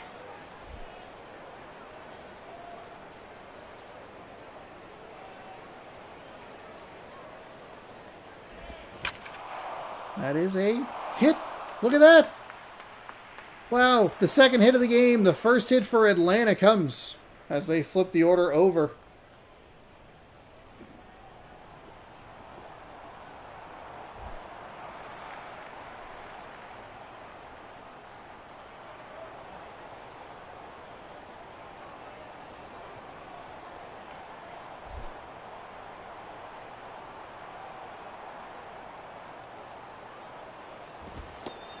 That is in for a strike.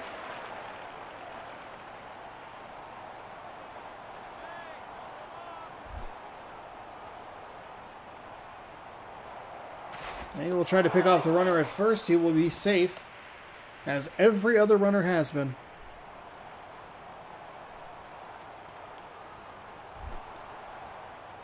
I thought facing a pitcher like Walt Johnson was time-consuming. Yeah. Let's not find out who he is, huh?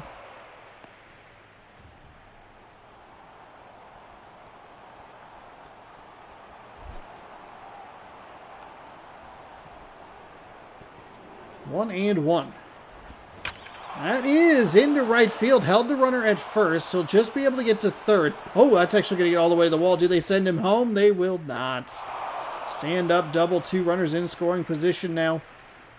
It seemed like it took him an extra moment to get a hold of that ball in the corner. Josh Hamilton, tons of ways to get this go-ahead run in.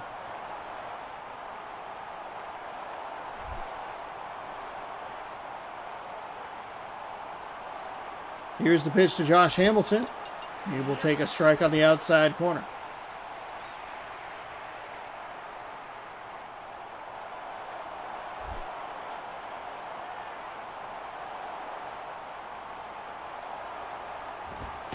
That pitch misses low and inside. Legendary pitcher known for a wind-up. That's how, oh no, it's going to get away. They're not going to send anybody home, but that's the second time that a pitch has gotten by this catcher. I'm a little surprised they didn't at least try to send him home. Looks like there's a pretty big backstop area there.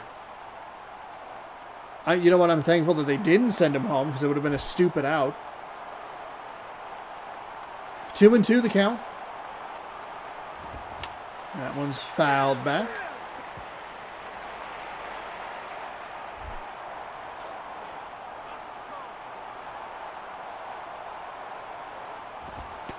Ooh, that misses low to fill it up. 3-2.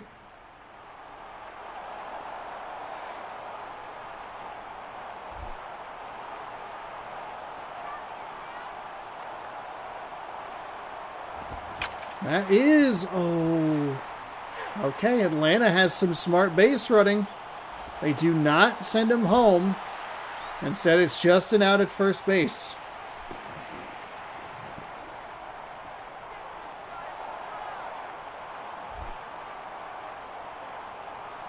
The righty is ready. That is fouled away.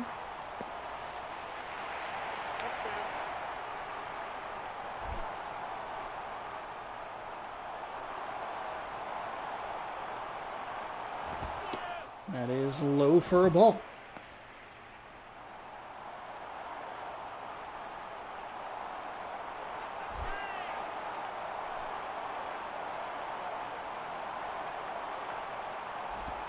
That is low for a ball.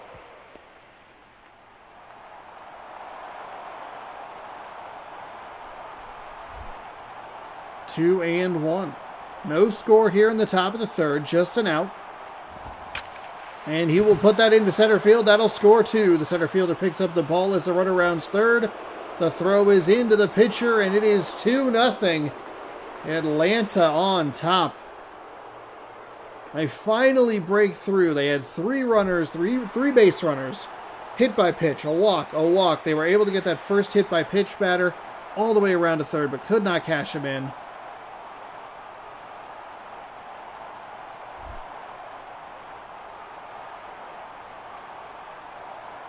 Now 2-0. That pitch well inside. Double play here, which I said in the Orioles game would be really helpful to try and keep this at a reasonable deficit. We saw what the Orioles did. They went on to win 9-1. They did a lot of their damage with just one out. That pitch misses low as he continues to not be able to find the zone consistently.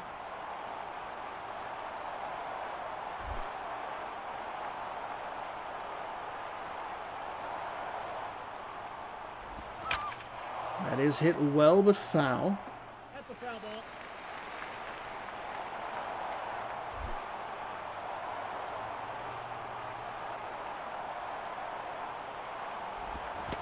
And a swing and a miss, so that will be out number 2. And that'll bring up Przinsky, our guy, the man of the hour. Seems like his hair is a lot shorter in that photo. Maybe I'm looking at the wrong guy.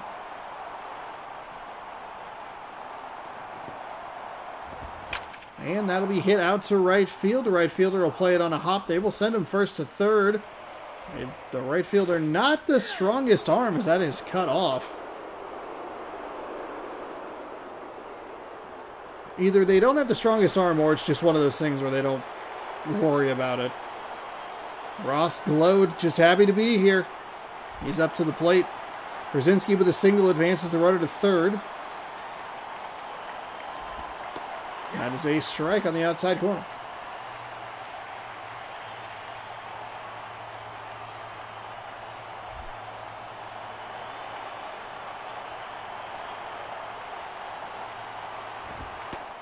That is high for a ball.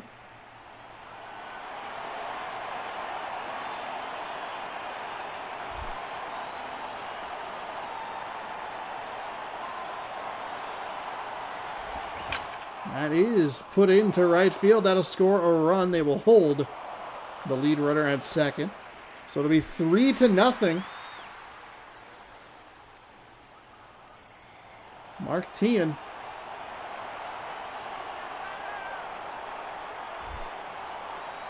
With 2 outs.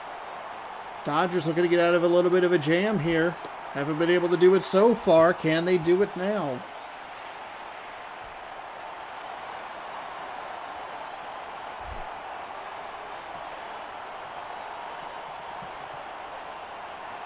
Here comes the 0-1. That is hit well up the first base line.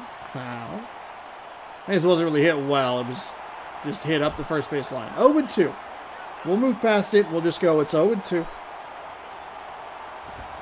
And that is crushed up the middle. Thought that was going to have a little bit more air under it, and they did not send him home at all. Not even a thought. It's 2 outs. Either way, it's bases loaded. We've had some monster innings so far today, and the Braves could have one here. Gabe Sanchez, no home runs and a 152 average, is 0 for 1 today. Couple RBIs this season.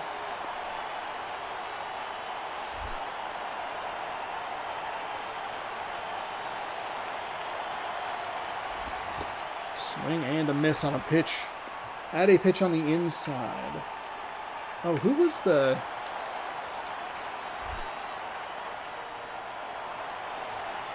It was the number 2 hitter. That's a rolled over foul.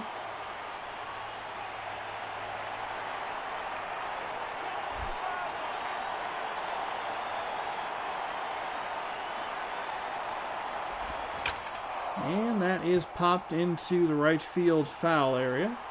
Right fielder takes a look at it, makes the catch, and that will do it. So, 3-0, heading to the bottom of the third. Atlanta, 3 runs on 6 hits. Betterment, Beckham, and Pennington looking to keep this game going with an explosive home half.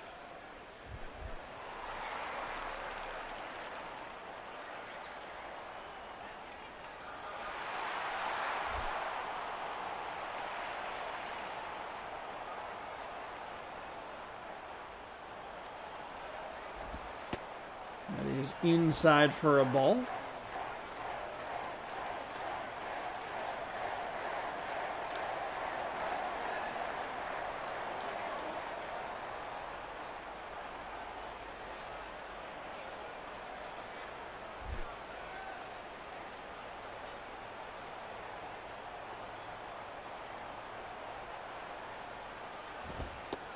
That's low for a ball. Okay, all right.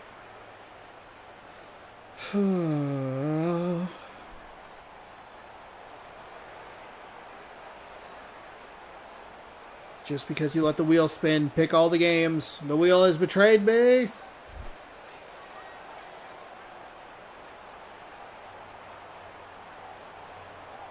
Here's the pitch.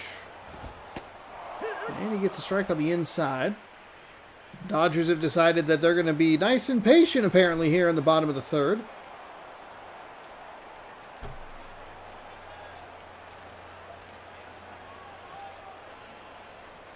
It's not even the actual pitch, too. He has to... like, his pitch is fast. It's a pre-pitch routine. This guy wouldn't make it in pitch clock era. No, he wouldn't. And that's okay. I mean, this is why the pitch clock rules. I don't need you doing this. Okay? It's obnoxious.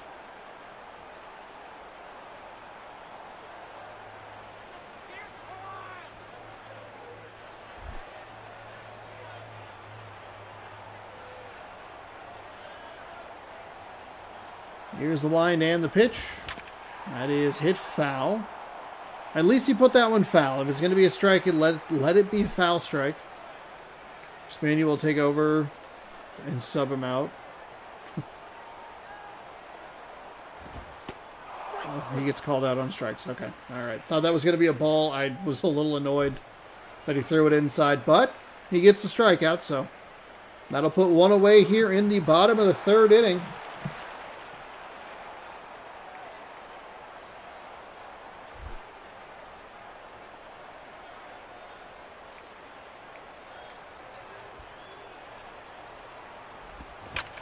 And he'll roll over that one to the shortstop. 1 pitch, 1 swing, 1 out. For out number 2.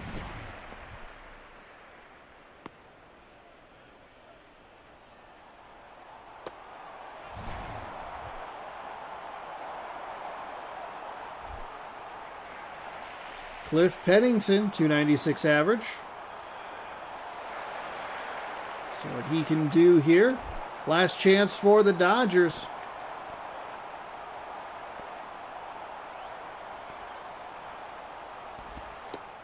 That is a strike. 0-1.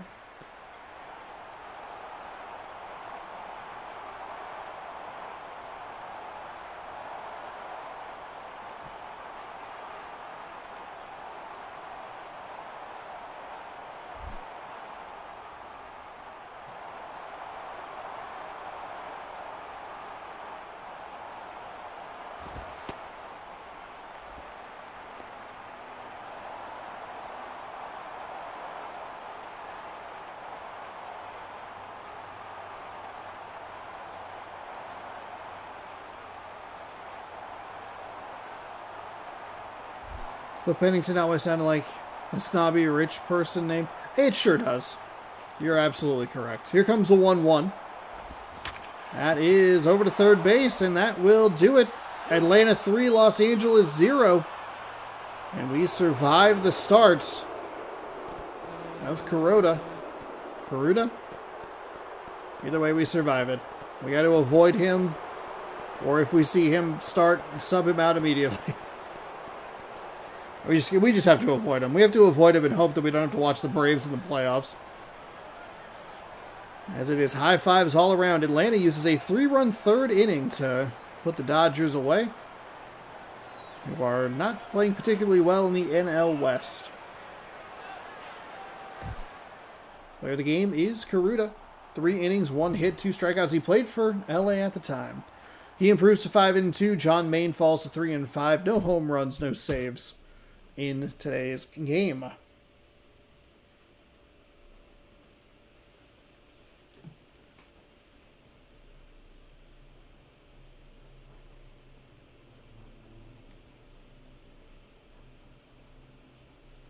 And that'll do it. It was a long one today. A couple of explosive offenses really made some of those games last a long time in the early slate.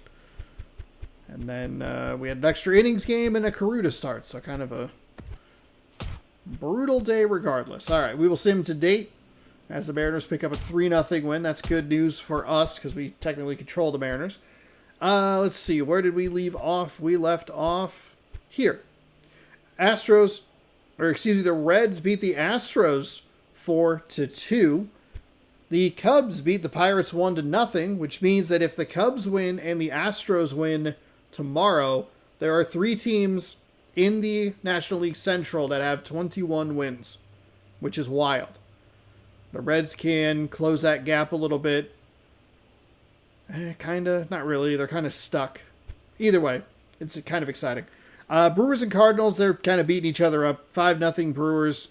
They're both under 500. The Reds are under 500 as well. Mets over the Rockies 2-0. The Rockies are have been one of the better teams, but it seems like they are slipping a little bit lately. We watched the Braves over the Dodgers. The Padres over the Giants 3-1. And the Mariners over the White Sox 3-0. And that'll do it for your games today. We'll have a fresh slate of games for you tomorrow here at 6 p.m. Pacific time or Sunday because the Packers play at 5:30. We'll see. We'll see what happens. But I do owe you a makeup stream for yesterday, so I have that in mind. Let's save and get you out of here. Thanks again, everybody, for hanging out. Hopefully you enjoyed. A couple of streams today. Did some demos this morning. Did baseball tonight. Be back with an episode of Taste Test posted tomorrow at 7 a.m. Pacific time, and more content coming your way. We'll finish up some demos. We'll have some baseball for sure on Sunday, and then we'll get back to the regular week of content. Thanks again, everybody, for hanging out. Hope you have a good one. Good sports. Go baseball, and we'll see you next time. Good night.